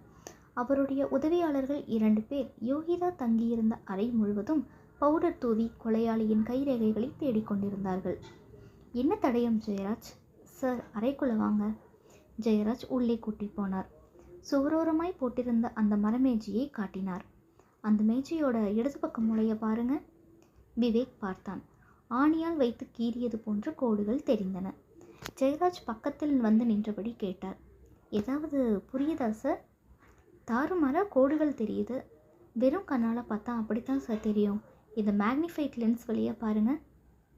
விவேக் அந்த லென்ஸை வாங்கி அதன் வழியாய் பார்த்தான். ஏதோ எழுத்துக்களும் எண்களும் கோணல் மாணலாக தெரியுது Jayaraj. You are correct sir. அந்த எண்களையும் எழுத்துக்களையும் இந்த அறையின் சாவியை உபயோகப்படுத்தி யோகிதா தான் எழுதியிருக்கா சார். அதுவும் தான் கொல்லப்படுறதுக்கு சில வினாடிகளுக்கு முன்னாடி. எப்படி அவ்வளோ துல்லியமாக சொல்கிறீங்க? சார், நேற்று ராத்திரி நான் இங்கே வந்து பார்த்ததுமே முதலாக என்னோட பார்வைக்கு கிடைச்சது இந்த சாவி தான். எடுத்து பார்த்தேன். அதனோட நுனியில் லேசாக ப்ரெசன்ட் வார்னிஷ் ஒட்டி இருந்துச்சு. இந்த அறையில் வார்னிஷ் பூசப்பட்ட இடம் எதுன்னு பார்த்தேன். இந்த மேஜை பார்வைக்கு கிடைச்சது. மேஜையை உன்னிப்பாய் பார்த்தபோது இந்த கிறுக்கல்கள் பார்வைக்கு தட்டுப்பட்டது. மேக்னிஃபைட் லென்ஸ் வழியாக இந்த கிறுக்கல்களை கவனித்தேன். அந்த எழுத்துக்களாகவும் எண்களாகவும் இருந்ததை என்னால் உணர முடிஞ்சது. இந்த மேஜையின் மேல் கிறுக்கப்பட்ட இந்த எழுத்துக்களும் எண்களும் எப்போவோ கிறுக்கப்பட்டு இருந்தால் சாவியில் வார்னிஷ் ஒட்டியிருக்காது. யோகிதா உங்ககிட்ட ஏதோ சொல்ல நினச்சிருக்கணும். அதுக்குள்ளே கொலையாளி வந்துட்டதால் கையில் வச்சுருந்த ரூம் சாவியால் தான் சொல்ல நினச்சதை எழுதியிருக்கா. வேகமாக எழுதியதால் எல்லாமே கிறுக்கலாக தெரியுது. விவேக் ஜெயராஜின் தோளில் கையை வைத்தான். You have given a wonderful clue Jayaraj. அது என்ன எழுத்துக்கள்னு இப்போ பார்த்துடுவோம். லென்ஸின் வழியே பார்த்தான் விவேக். விஷ்ணு, ஒரு பேப்பரில் எழுதிக்க. பேப்பரும் பேனாவும் ரெடி பாஸ். விவேக் நிறுத்தி நிதானமாய் ஒவ்வொரு எழுத்தாய் பார்த்து படிக்க ஆரம்பித்தான். CN 1123 11 CLP. அவ்வளவுதான். விஷ்ணு தான் எழுதியதை படித்தான். CN 1123 11 CLP. எனக்கு ஒன்றும் புரியலை பாஸ். உங்களுக்கு ஏதாவது புரியுதா? ஒரு காரோட ரெஜிஸ்ட்ரேஷன் நம்பர் மாதிரி இல்லை. RTOவில் இப்படிப்பட்ட முறையில் ரெஜிஸ்ட்ரேஷன் பண்ணுறது இல்லையே. TN 37W 5467 இந்த மாதிரியில் தானே ரெஜிஸ்ட்ரேஷன் இருக்கும். நீ எதுக்கும் ஆடியோவுக்கு ஃபோன் பண்ணி CN 1123 11 CLP நம்பர் எந்த ஸ்டேட் ரெஜிஸ்ட்ரேஷன் கேட்டுப்பாரு. விஷ்ணு தன் கையில் இருந்த செல்ஃபோனில் RTOவில் இருந்த போலீஸ் இன்ஃபர்மேஷன் என்கிட்ட தொடர்பு கொண்டு பேசி விவரம் சொன்னான். மறுமுனையில் கிடைத்த பதிலை வாங்கி கொண்டு விவேக்கை ஏறிட்டான். பாஸ், என்ன சொல்கிறாங்க? இந்தியாவில் இப்படி ஒரு கார் ரெஜிஸ்ட்ரேஷன் நம்பர் கிடையாது. ஏதாவது வெளிநாட்டுக்காராக இருக்கலாம், ட்ரேஸ் பண்ணி சொல்கிறோன்னு சொல்லியிருக்காங்க. ஜெயராஜ் குறுக்கிட்டார். சார், என்னோட மனசுக்கு பட்டதை சொல்லட்டுமா? சொல்லுங்கள். CN என்கிற எழுத்துக்கள் ஒருத்தரோட பெயரின் சுருக்கமாக ஏன் இருக்கக்கூடாது? உதாரணத்துக்கு என்னோட நண்பர் ஒருத்தரோட பேர் S ராஜேந்திரன். அவரை நாங்கள் எல்லோரும் சுருக்கமாக SRன்னு கூப்பிடுவோம். அதே மாதிரி CN எழுத்துக்களும் ஒரு பெயரை குறிக்கலாம் இல்லையா? யோகிதாவுக்கு பழக்கமான நபர்களின் வட்டாரத்தில் CN என்று அழைக்கப்படும் நபர்கள் யாராவது இருக்காங்களான்னு ரகசியமாக ட்ரேஸ் பண்ணணும். அப்படிப்பட்ட நபர் யாராவது இருந்தால் அவரை அவருக்கு தெரியாமல் க்ளோஸாக வாட்ச் பண்ணணும். விவேக் மெல்ல தலையலை சேர்த்தான். ஓகே, CNக்கு விளக்கம் சொல்லிட்டீங்க. 1123 எண்ணுக்கு உங்கள் விளக்கம் என்ன? வீட்டு நம்பராக இருக்கலாம் சார். சரி, அந்த 11C? இது ஒரு அப்பார்ட்மெண்ட்டோட தொகுதி நம்பராக இருக்கலாம் சார். 1, 2 ஃபேஸ்களில் ABCன்னு தனித்தனி பிரிவுகள் இருக்கலாம். அதாவது நீங்கள் சொல்கிற விபரம் சரியாக இருக்கிற பட்சத்தில் CN என்கிற நபர் 1123 எண்ணற்ற வீட்டில் செகண்ட் ஸ்பேஸில் C பிரிவில் இருக்கா இல்லையா? அதே தான் சார். ஓகே, அந்த LPக்கு என்ன சொல்ல போகிறீங்க? LP என்பது அப்பார்ட்மெண்ட்டோட பேராக இருக்கலாம். இப்போல்லாம் அப்பார்ட்மெண்ட்டுகளை பார்சன்னு சொல்கிறாங்க. எனக்கு தெரிஞ்சு கோயம்புத்தூரில் நிறைய பார்சன்ஸ் இருக்குது. மானசரோவர் பார்சன்ஸ், வைதேகி பார்சன்ஸ், ஆரண்யா பார்சன்ஸ். இந்த LPயும் ஒரு பார்சனாக இருக்கலாம். லில்லி பார்சன், லோட்டஸ் பார்சன், இப்படி ஏதாவது. ஜெயராஜ் சொன்னதை கேட்ட விவேக் விஷ்ணுவிடம் திரும்பினான். யோகிதா கடைசியில் எந்த ஏரியாவில் வீடு எடுத்து தங்கியிருந்ததா அந்த இன்மணிலா சொன்னால்? ஆர்எஸ்புரம் தொகுதியில் பாஷ்யக்காரலு தெரு, நம்பர் 23. அந்த ஆர்எஸ்புரம் ஏரியாவில் ரொம்பவும் பிரபலமான அப்பார்ட்மெண்ட்ஸ் எது எதுன்னு உனக்கு தெரியுமா விஷ்ணு? தெரியும் பாஸ். கொஞ்சம் டைம் கொடுத்தீங்கன்னா ஒரு லிஸ்ட்டே ப்ரிப்பேர் பண்ணிவிடுவேன். விஷ்ணு சொல்ல விவேக் திரும்பினான். ஜெயராஜ் சார், இந்த ரூமில் இனியும் உங்களுக்கு ஏதாவது வேலை இருக்கா? இல்லை சார். சரி, வாங்க என் கூட. யோகிதா கடைசியாக தங்கியிருந்த வீட்டுக்கு போய் அவள் சம்மந்தமான வேறு ஏதாவது தகவல் கிடைக்குதான்னு பார்க்கணும். யோகிதாவோட கைரேகை பதிவுகளை தவிர வேறு யாருடைய கைரேகை பதிவுகளாவது அந்த வீட்டு பொருட்களின் மேலே இருந்தால் அதையும் கலெக்ட் பண்ணணும். You are the right persons for that job. நான் ரெடி சார். கிளம்பினார்கள்.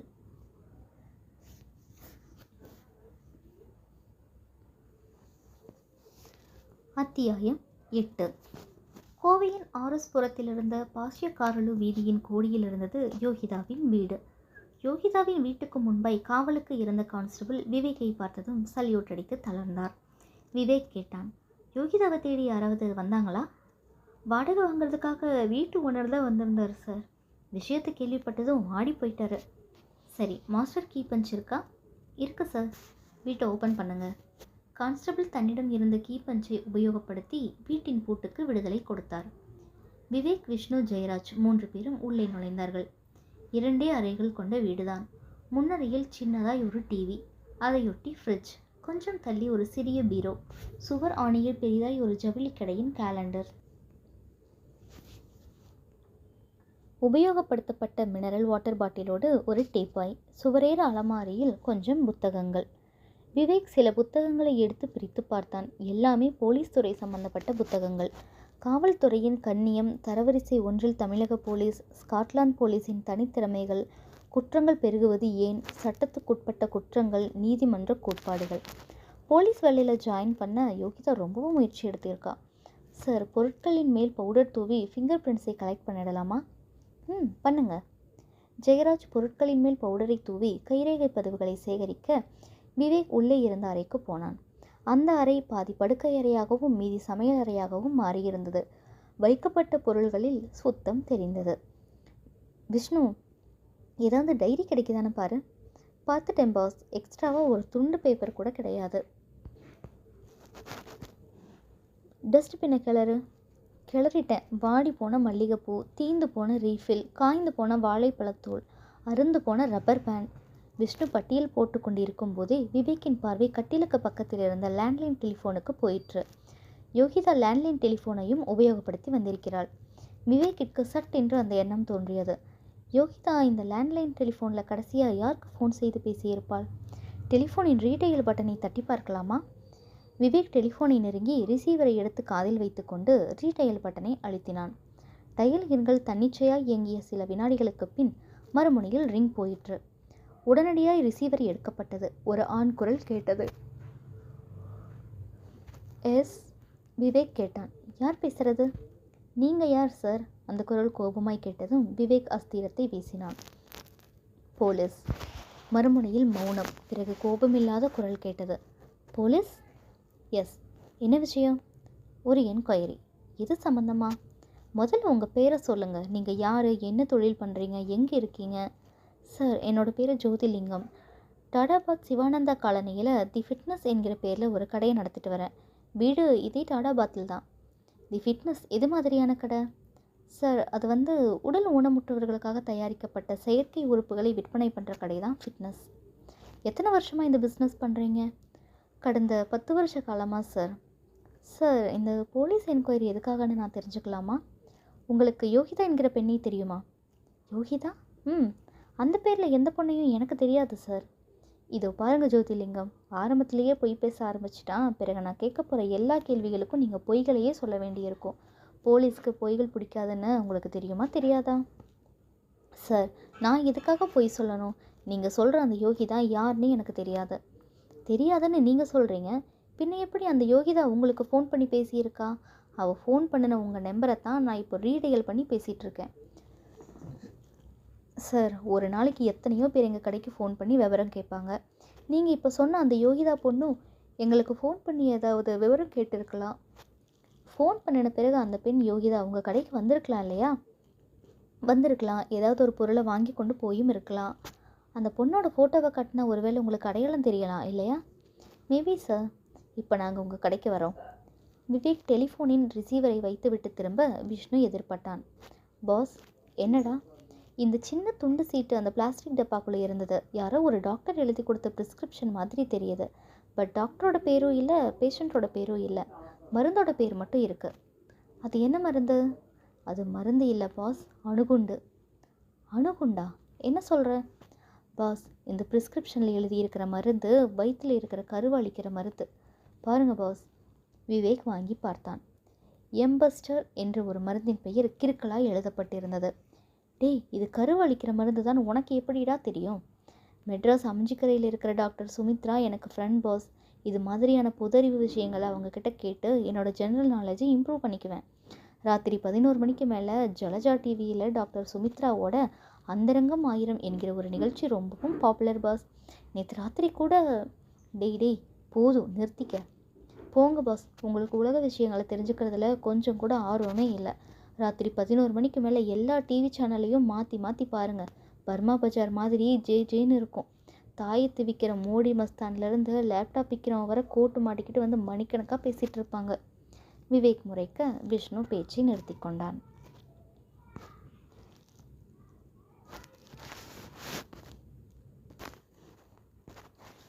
அத்தியாயம் 9.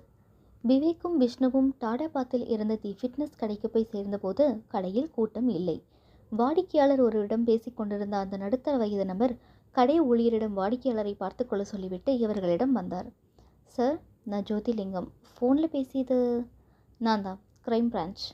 விவேக் தன் உத்தியோக அட்டையை எடுத்து அவர் முகத்துக்கு முன்பாய் நீட்ட அவர் பார்த்துவிட்டு, உங்களை பற்றி நிறைய கேள்விப்பட்டிருக்கேன் சார், ப்ளீஸ் உள்ளே வாங்க என்று சொல்லி கடைக்குள்ளே கூட்டி போய் உட்கார வைத்தார். விவேக் தன் கையில் இருந்த யோகிதாவின் ஃபோட்டோவை ஜோதிலிங்கத்திடம் நீட்டினான். முதல்ல இந்த ஃபோட்டோவை பாருங்க. ஜோதிலிங்கம் வாங்கி பார்த்தார். லேசாய் முகம் மாறினார். அவருடைய முகமாற்றத்தை கவனித்துவிட்ட விவேக் கேட்டான், என்ன இந்த பெண் கடைக்கு வந்தாளா? வந்தா சார். எப்போ? போன வாரம். எதுக்காக வந்தா? போலியோ நோயால் கால் ஊனமான குழந்தைகள் அணிகிற பூட்ஸ் இருக்கான்னு கேட்டாங்க. நான் சில மாடல்களை காட்டினேன். அதை பார்த்துட்டு விலை விவரம் கேட்டுட்டு போயிட்டாங்க. வாங்கலை? இல்லை. கூட யாராவது வந்தாங்களா? இல்லை சார். எதில் வந்தாங்க? Auto, car? சாரி சார், நான் கவனிக்கலை. விலையை மட்டும் கேட்டுட்டு உடனே போயிட்டாங்க. நீங்கள் சொல்கிற தகவல்கள் உண்மைதானா? இதில் பொய் கலந்து இருந்தால் பின்னாடி நீங்கள் மாட்டிப்பீங்க. ஏன்னா இந்த பொண்ணு இப்போ உயிரோடு இல்லை. ஹோட்டலின் 5வது மாடியிலிருந்து தள்ளப்பட்டு கொலை செய்யப்பட்டிருக்கா. ஜோதிலிங்கம் திடுக்கிட்டு போய் சகலமும் வியர்த்தார். சார், பேப்பர்லேயும் டிவிலையும் நியூஸ் பார்த்தேன். அந்த பொண்ணு இவதானா? ஆமாம் சார், நான் சொன்னதில் எந்த ஒரு பொய் வார்த்தையும் கிடையாது. சரி, நான் இப்போ கேட்க போகிற கேள்விக்கு கொஞ்சம் யோசிச்சு பதில் சொல்லுங்கள் ஜோதிலிங்கம். கேளுங்க சார். அந்த யோகிதா இங்கே கடைக்கு வந்து போலியோ பூட்ஸ் பற்றி உங்ககிட்ட விசாரிச்சுட்டு இருக்கும்போது அவளுடைய செல்ஃபோனுக்கு ஏதாவது கால் வந்ததா? ஜோதிலிங்கம் யோசிக்க ஆரம்பித்தார். அத்தியாயம் 10. மாங்கரை. ருத்ரானந்தா ஆசிரமம். ஆசிரமத்துக்குள் சந்திரமௌலீஸ்வரர் பூஜையை முடித்துவிட்டு வெளியே வந்த ருத்ரானந்தா சுவாமிகளை எதிர்கொண்டார் அவருடைய உதவியாளரான புஷ்பானந்தா சுவாமிகள். உங்களை பார்த்து பேச இன்ப நிலா வந்திருக்கா, உள்ளே அனுப்பலாமா? ருத்ரானந்தா தன் அடர்த்தியான நரைத்தாடியை கோதினார்.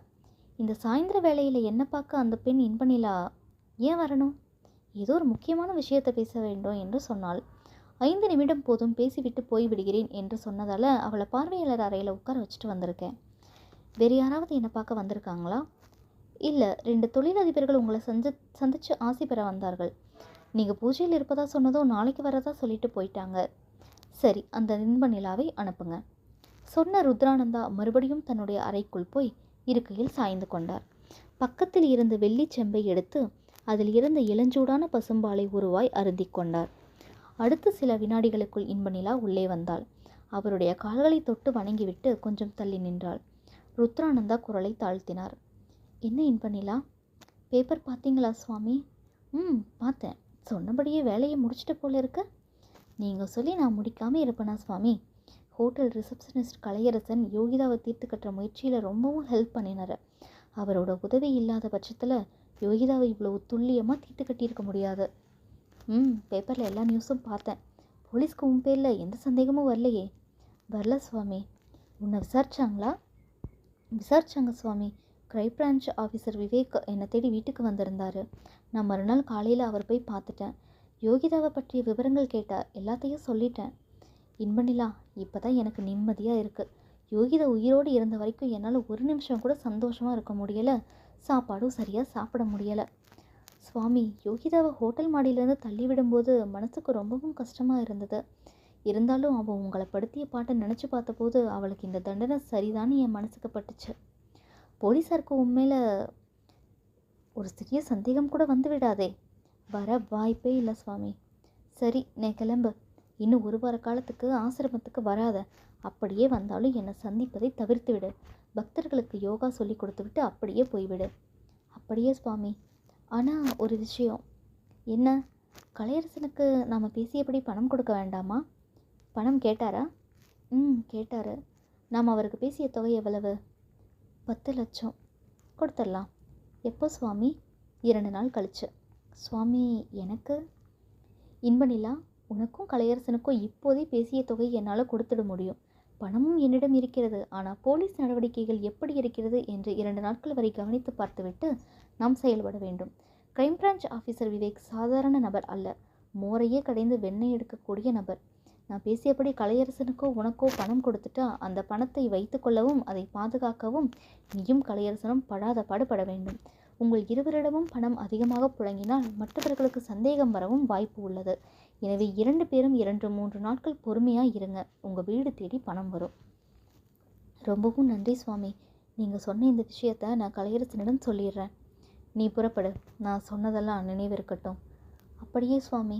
ருத்ரானந்தா சுவாமிகளின் கால்களை தொட்டு வணங்கிவிட்டு வெளியே வந்தாள் இன்பநிலா. அத்தியாயம் 11. விவேக்கும் விஷ்ணுவும் கமிஷனர் ஆஃபீஸை நோக்கி காரில் போய்கொண்டிருந்தார்கள். பாஸ், சொல்ல. சம்பவம் நடந்து ஒரு வாரம் ஓடிப்போச்சு. ஆனாலும் யோகிதாவோட கொலை பின்னணிக்கு என்ன காரணம்ங்கிறத இன்னும் நம்மளால் ஸ்மெல் பண்ண முடியலை. கமிஷனர் உங்களை திடீர்னு ஃபோன் பண்ணி கூப்பிட்ருக்காரு. அங்கே போனால் புயல் அடிக்குமா இல்லை தென்றல் வீசுமான்னு தெரியலை. விவேக் ஒன்றும் பேசாமல் புன்னகைத்தான். என்ன பாஸ், மோனலிசா மாதிரி மர்மமாக ஒரு ஸ்மைல் பண்ணுறீங்க? கமிஷனர் என்னை கூப்பிட்டது யோகிதாவோட மரணத்தை பற்றி விசாரிக்கிறதுக்காக இல்லை, பின்ன அவரோட உட்காந்து ஒரு கப் காஃபி சாப்பிட்றதுக்காகத்தான். நம்புகிற மாதிரி இல்லையே பாஸ். உன்னை யாரை நம்ப சொன்னது? நீயும் தானே என் கூட வரப்போகிற, வந்து பாரு. ஓகே பாஸ், நான் இப்போ யோகிதாவோட மரணத்தை பற்றி பேசலாமா இல்லை அதுவும் வேண்டாமா? பேசுடா. கடந்த ஒரு வாரமாக நம்ம இன்வெஸ்டிகேஷன் கிணத்துல போட்ட கல், ஒரு முன்னேற்றமும் இல்லை. நம்ம கண்ணு முன்னாடியே நடந்த கொலை அது. 5வது மாடியிலிருந்து கீழே விழுந்து தரையில் ரத்தமும் சதையுமா ஒரு பள்ளி மாதிரி ஒட்டிக்கிட்டு செத்து போனா யோகிதா. நல்ல அழகான பொண்ணு. இந்த நிமிஷம் உயிரோடு இருந்திருந்தா நான் அவளை காதலிக்க ஒரு அப்ளிகேஷன் போட்டிருப்பேன். அவளோட மரணத்துக்கு யார் காரணமாக இருந்தாலும் சரி, அவங்கள சும்மா விடக்கூடாது பாஸ். சட்டத்துக்கு முன்னாடி நிறுத்தி தூக்கு கயிறு வரைக்கும் கொண்டு போகணும். கொண்டு போயிடலாம். என்ன பாஸ், காமராஜர் பாணியில் ஆகட்டும் பார்க்கலாங்கிற மாதிரி சொல்கிறீங்க? யோகிதாவோட கேஸ் ஜோதிலிங்கம் ஃபிட்னஸ் கடையோட நிற்கிது பாஸ். நீங்கள் ஜோதிலிங்கத்துக்கிட்ட யோகிதா அவரோட கடைக்கு வந்து போலியோ பூட்ஸை பற்றி விசாரிக்கும்போது ஏதாவது செல்ஃபோன் அழைப்பு வந்ததான்னு கேட்டீங்க. அவரும் யோசனை பண்ணி பார்த்துட்டு அப்படி எதுவும் கால் வரலன்னு சொன்னார். அதுக்கப்புறம் கேஸ் நகரவே இல்லை பாஸ். ஏன்? அதுக்கப்புறம் அடுத்த நாள் இன்பநிலாவை வீட்டில் போய் பார்த்தோம். யோகிதா யாருக்காக போலியோ பூட்ஸ் வாங்க போனான்னு அவகிட்ட கேட்டோம். அவள் ஒட்டு மொத்தமாக தன் பெரிய சைஸ் உதட்ட பிதுக்கி தெரியலையேன்னு சொல்லிட்டாளே. சரி, அதுக்கப்புறம் கேஸ் நகர்லையே. ஏன்? அதுக்கப்புறம் அந்த CN 1123 11 CLP எழுத்துக்கள் என்னவா இருக்குன்னு கண்டுபிடிக்கிறதுக்காக கோயம்புத்தூரில் இருக்கிற அப்பார்ட்மெண்ட் பேர்களை எல்லாம் கலெக்ட் பண்ணி அந்த எழுத்துக்களோடு ஏதாவது பொருந்துதான்னு ராத்திரி பகலாக மூளையை கசக்கிட்டோம். எதுவுமே பிடிபடலை. உனக்கும் எனக்கும் தலைவலி வந்தது தான் மிச்சம். சரி, அதுக்கப்புறம் கேஸ் நகர்லையே பாஸ். ஏன் நகரல? அதுக்கப்புறம் யோகிதாவால் போலீஸில் பிடிப்பட்ட டேவிட் சாமுவேல் அவளுடைய கொலைக்கு காரணமாக இருக்கலாமே என்கிற எண்ணத்தில் அவனை ஸ்டேஷனுக்கு கூட்டிகிட்டு வந்து ஒரு ராத்திரி முழுவதும் லாக்கப்பில் வச்சுருந்து லாடம் கட்டி விசாரிச்சு பார்த்தோம். அவன் அன்னை வேளாங்கண்ணி மாதா மேலே சத்தியமாக நான் யோகிதாவை கொலை பண்ணலைன்னு சொல்லிட்டான். சரி பாஸ், அதுக்கப்புறம் கேஸ் நகர்லையே. விஷ்ணு அலட்சியமாய் சொல்ல விவேக் காரின் வேகத்தை குறைத்து விஷ்ணுவை முறைத்தான். ஏண்டா, இந்த ஒரு வாரமாக யோகிதாவோட வீட்டுக்கு பக்கத்தில் இருக்கிறவங்க, அவளுக்கு மளிகை சாமான் காய்கறி சப்ளை பண்ணுறவங்க, அவளோட ஃபேமிலி டாக்டர், இப்படி எல்லார்கிட்டேயும் நேரங்காலம் பார்க்காம நாய் மாதிரி அலைஞ்சு என்கொயரி பண்ணியாச்சு. யார்கிட்டேருந்து ஒரு உருப்படியான தகவலை பெற முடியலை. அட ஆமாம், இப்போ தானே ஞாபகம் வருது. ஆனாலும் பாஸ், அதுக்கப்புறம் கேஸ் நகர்லையே. கேஸ் நகர்லையா? ஆமாம் பாஸ். சரி, ரூபலாவுக்கு ஃபோன் போட்டு தரேன். கேஸ் இந்த ஒரு வாரமாக ஏன் நகரலன்னு ரூபலா கிட்ட கேட்டுடுறியா? ஐயோ மேடமா, வேண்டாம் பாஸ். இப்போ மக்காச்சோளமாக இருக்கிற எண்ணெய் பாப்கார்னாக வறுத்து எடுத்து பெப்பரும் உப்பும் தூவி சாஸை பாக்கெட்டில் போட்டு பேக் பண்ணிடுவாங்க. யோகிதா கேஸ் ரொம்பவும் வேகமாக நகருது பாஸ். இதே வேகத்தில் போனால் சீக்கிரமாக கொலையாளி யாருங்கிறத கண்டுபிடிச்சிடலாம். விவேக்கின் கார் கமிஷனரின் அலுவலகத்தில் நுழைந்து ஒரு மரத்துக்கு கீழே போய் நின்றது. இறங்கினார்கள். நானும் வரணுமா பாஸ்? வா, அவரோட உட்காந்து காஃபி சாப்பிட தானே போகிறோம்.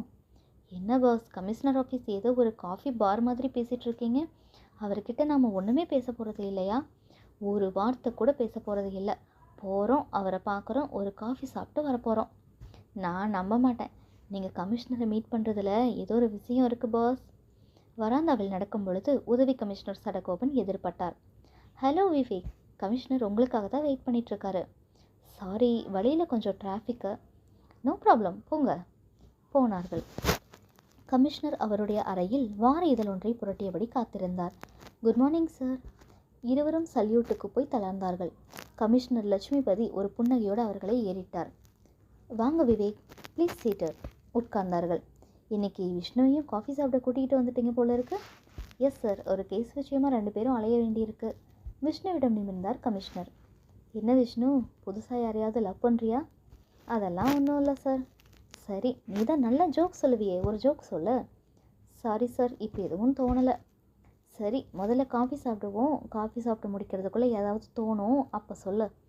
கமிஷனர் சொல்லி சிரித்து கொண்டிருக்கும் போதே ஆத்தர்லி பக்கவாட்டு கதவை திறந்து கொண்டு கையில் ட்ரேயோடு வெளிப்பட்டார். ட்ரேயில் 3 கப்பன் சாசர்கள், காற்றில் காஃபியின் மனம். ஆத்தர்லி ஒவ்வொருக்கும் முன்பாக காஃபியை வைத்துவிட்டு போக கமிஷனர் தலையசைத்தார். Please have it. காஃபியை எடுத்துக்கொண்டார்கள். 3 பேரும் குடித்து முடிக்கும் வரையில் அந்த அறையில் ஒரு மௌனம் நிலவியது. பிறகு கமிஷனர் கேட்டார், காஃபி எப்படி மிஸ்டர் விவேக்? வழக்கம் போல ஃபைன் சார். விஷ்ணு, இப்போ நீ ஜோக் சொல்ல வேண்டிய நேரம். விஷ்ணு விவேக்கை ஒரு அவஸ்தையோடு பார்க்க அவன் விழாவில் குத்தினான். சொல்ல. விஷ்ணு சொன்னான். ஒரு குழந்தைகிட்ட திருடன் கேட்குறான், பாப்பா உங்கள் வீட்டில் நகையெல்லாம் எங்கே வச்சுருக்காங்க? ஐஸ்கிரீம் சாக்லேட் வாங்கி கொடு, அப்போத்தான் சொல்வேன் என்றது குழந்தை. ஓகே, இந்த ஐஸ்கிரீம் சாக்லேட். திருடன் கொடுக்க குழந்தை சாப்பிட்டு முடித்தது. திருடன் கேட்டான், இப்போ சொல்ல, நகையெல்லாம் எங்கே வச்சுருக்காங்க? அடகு கடையில். கமிஷனர் சத்தம் போட்டு சிரித்து கொண்டே எழுந்தார். விஷ்ணுவின் கைப்பற்றி குலுக்கினார். ஃபைன் சார், நாங்கள் புறப்படுறோம். மறுபடியும் காஃபி சாப்பிட எப்போ வரீங்க விவேக்? நீங்கள் கூப்பிடும்போது சார். விவேக்கும் விஷ்ணுவும் வெளியே வந்தார்கள். பாஸ், என்னடா, என்னை ஒரு மென்டல் ஹாஸ்பிட்டலில் கொண்டு போய் அட்மிட் பண்ணிவிடுங்க. ஏண்டா? கமிஷனர், காஃபி, நான் சொன்ன ஜோக் எல்லாமே இந்த கால நேரத்தில் வேஸ்ட். ஒரு பைசாவுக்கு பிரயோஜனம் இல்லை. விவேக் சிரித்தான். புலம்பாதி விஷ்ணு, கமிஷனரை நம்ம மீட் பண்ணி காஃபி சாப்பிட்டது $1 மில்லியன் சந்திப்பு. பாஸ், எனக்கு புரியலை. தமிழ்நாட்டில் இருக்கிற கட்சிகளின் கூட்டணி மாதிரி ஒரே குழப்பமாக இருக்குது. விவேக் நடந்து கொண்டே சொன்னான். என்னோட வலது உள்ளங்கையை இப்போ விரிக்கிறேன், உள்ள என்ன இருக்குன்னு பாரு. விஷ்ணு பார்க்க விவேக் உள்ளங்கையை விரித்தான். சின்னதாய் ஒரு மைக்ரோசிப். பாஸ், என்ன இது? யோகிதாவோட மரணம் ஒரு வினாத்தாள்னா இந்த மைக்ரோசிப் ஒரு விடைத்தாள். இந்த மைக்ரோசிப் எப்படி உங்கள் கைக்கு கிடைச்சது? கமிஷனர் கொடுத்தார். எப்போ? அவர் எனக்கு விடை கொடுக்கும்போது கை குலுக்கினாரே, அப்போ. விவேக் சொல்ல விஷ்ணு மிரண்டான். பாஸ், நீங்கள் ரொம்பத்தான் பாயிறீங்க. அத்தியாயம் 12. கோவை ஏர்போர்ட்டுக்கு தள்ளியிருந்த அந்த கூட்டமில்லாத ரெஸ்டாரண்ட்டில் எதிரெதிரே உட்கார்ந்து ஐஸ்கிரீம் சாப்பிட்டு கொண்டிருந்தார்கள் இன்பநிலாவும் கலையரசனும். பேச்சு தாழ்ந்த ஸ்தாயியில் இருந்தது. என்ன கலை, ருத்ரானந்தா சுவாமிகள் தான் பேசியபடி பணம் 10 லட்சம் கொடுத்துட்டாரே, பணம் வாங்கின சந்தோஷம் உன்னோட முகத்தில் இல்லையே. எனக்கு பயமாக இருக்கு இன்பா. எதுக்கு பயம்? யோகிதாவோட மரணம். இதோ பார்க்கலை, அது முடிந்து போன கதை. அதை பற்றியே நினச்சிட்டு இருந்தால் ஒரு நிமிஷம் கூட நிம்மதியாக தூங்க முடியாது. ஒரு வகை சாப்பாடு கூட சாப்பிட முடியாது. ருத்ரானந்தா சுவாமிகளை அவள் எப்படியெல்லாம் பிளாக்மெயில் பண்ணான்னு எனக்கு தான் தெரியும். அவர் கொஞ்சம் சபல புத்தி உள்ளவர் தான். தான் விரும்பின பெண்களை தொட்டு பார்க்க துடிக்கிறவர் தான். அது அவருடைய பர்சனல் வீக்னஸ். அதை ஒரு பெரிய குற்றமாக எடுத்துக்கிட்டு சுவாமிகள் திருந்தணும், இல்லைன்னா பத்திரிகைகளுக்கும் டிவி மீடியாக்களுக்கும் தகவல் கொடுப்பேன்னு சொல்கிறது எந்த வகையில் நியாயம்? ஆசிரமத்தில் சுவாமிகள் இல்லாத போது யோகிதா அவரோட அறைக்குள்ள திருட்டுத்தனமாக நுழைஞ்சு சோதனை பண்ணி பார்த்துருக்கா. கருக்கலைப்பு மருந்து பயிர் எழுதப்பட்ட ஒரு பிரிஸ்கிரிப்ஷன் தாளை எடுத்துகிட்டு போயிருக்கா. இன்னும் சில தகுந்த ஆதாரங்கள் கிடைச்சதும் போலீஸ்க்கு போகவும் யோகிதா ரெடியாக இருந்தா. அந்த சமயத்தில் தான் சுவாமிகள் என்னை கூப்பிட்டு அவளை தீர்த்து கட்டும்படியாக சொன்னார். ஒரு பெரிய தொகையை கூலியாக நிர்ணயம் பண்ணார். அதிர்ஷ்ட காற்று நம்ம பக்கம் அடித்தது. லட்சக்கணக்கான பணம் இப்போ நம்ம கையில். நீயும் சரி நானும் சரி வாழ்நாள் பூராவும் கஷ்டப்பட்டாலும் இவ்வளோ பெரிய தொகையை பார்க்க முடியாது கலை. வாஸ்தவந்தான். இருந்தாலும் போலீஸை நினச்சாலே அடி வயிற்றுக்குள்ளே கத்தி பாஞ்ச மாதிரி ஒரு பயம். இதோ பார்க்கலை, நீ இப்படி பயப்பட்டேன்னா அந்த பயமே உன்னை காட்டி கொடுத்துடும். எப்பவும் போல இயல்பாக இரு. கிரைம் பிரான்ச் விவேக் விசாரணை என்கிற பேரில் அடிக்கடி ஹோட்டலுக்கு வரலாம். அவர் ஹோட்டலுக்கு வரும்போது நீ நர்வ் ஆகக்கூடாது, வியர்த்து வழியக்கூடாது. ஹோட்டலுக்கு வர கஸ்டமர் கிட்ட பேசுகிற மாதிரி பேசணும். போலீஸ் என்ன கேள்வி கேட்டாலும் திக்காமல் திணறாமல் பதில் சொல்லணும். இன்பநிலா சொல்லி கொண்டிருக்கும் போதே அவளுடைய கைப்பையில் இருந்த செல்போன் ரிங்டோனை வெளியிட்டது. எடுத்து காதுக்கு பொருத்தினாள். ஹலோ. மறுமுனையில் இன்ஸ்பெக்டர் ஆறுமுகம் பேசினார். இன்பநிலா தானே? ஆமாம். இப்போ நீ எங்கே இருக்க? ஒரு ரெஸ்டாரண்ட்டில் டிஃபன் சாப்பிட்டுட்டு இருக்கேன். சார், என்ன விஷயம்? ஒன்றும் இல்லை, யோகிதா சம்மந்தமாக ஒரு கேள்வி. கேளுங்க சார். போன வாரம் யோகிதா வீட்டை சோதனை போடும்போது கருக்கலைப்புக்கு உபயோகப்படுற ஒரு மாத்திரையோட பேர் ஒரு ப்ரிஸ்கிரிப்ஷன் தாளில் எழுதப்பட்டு அது எங்கள் கைக்கு கிடச்சிது. ப்ரிஸ்கிரிப்ஷன் தாளில் டாக்டரோட பேர் இல்லாததுனால டாக்டர் யாருங்கிறத கண்டுபிடிக்க முடியலை.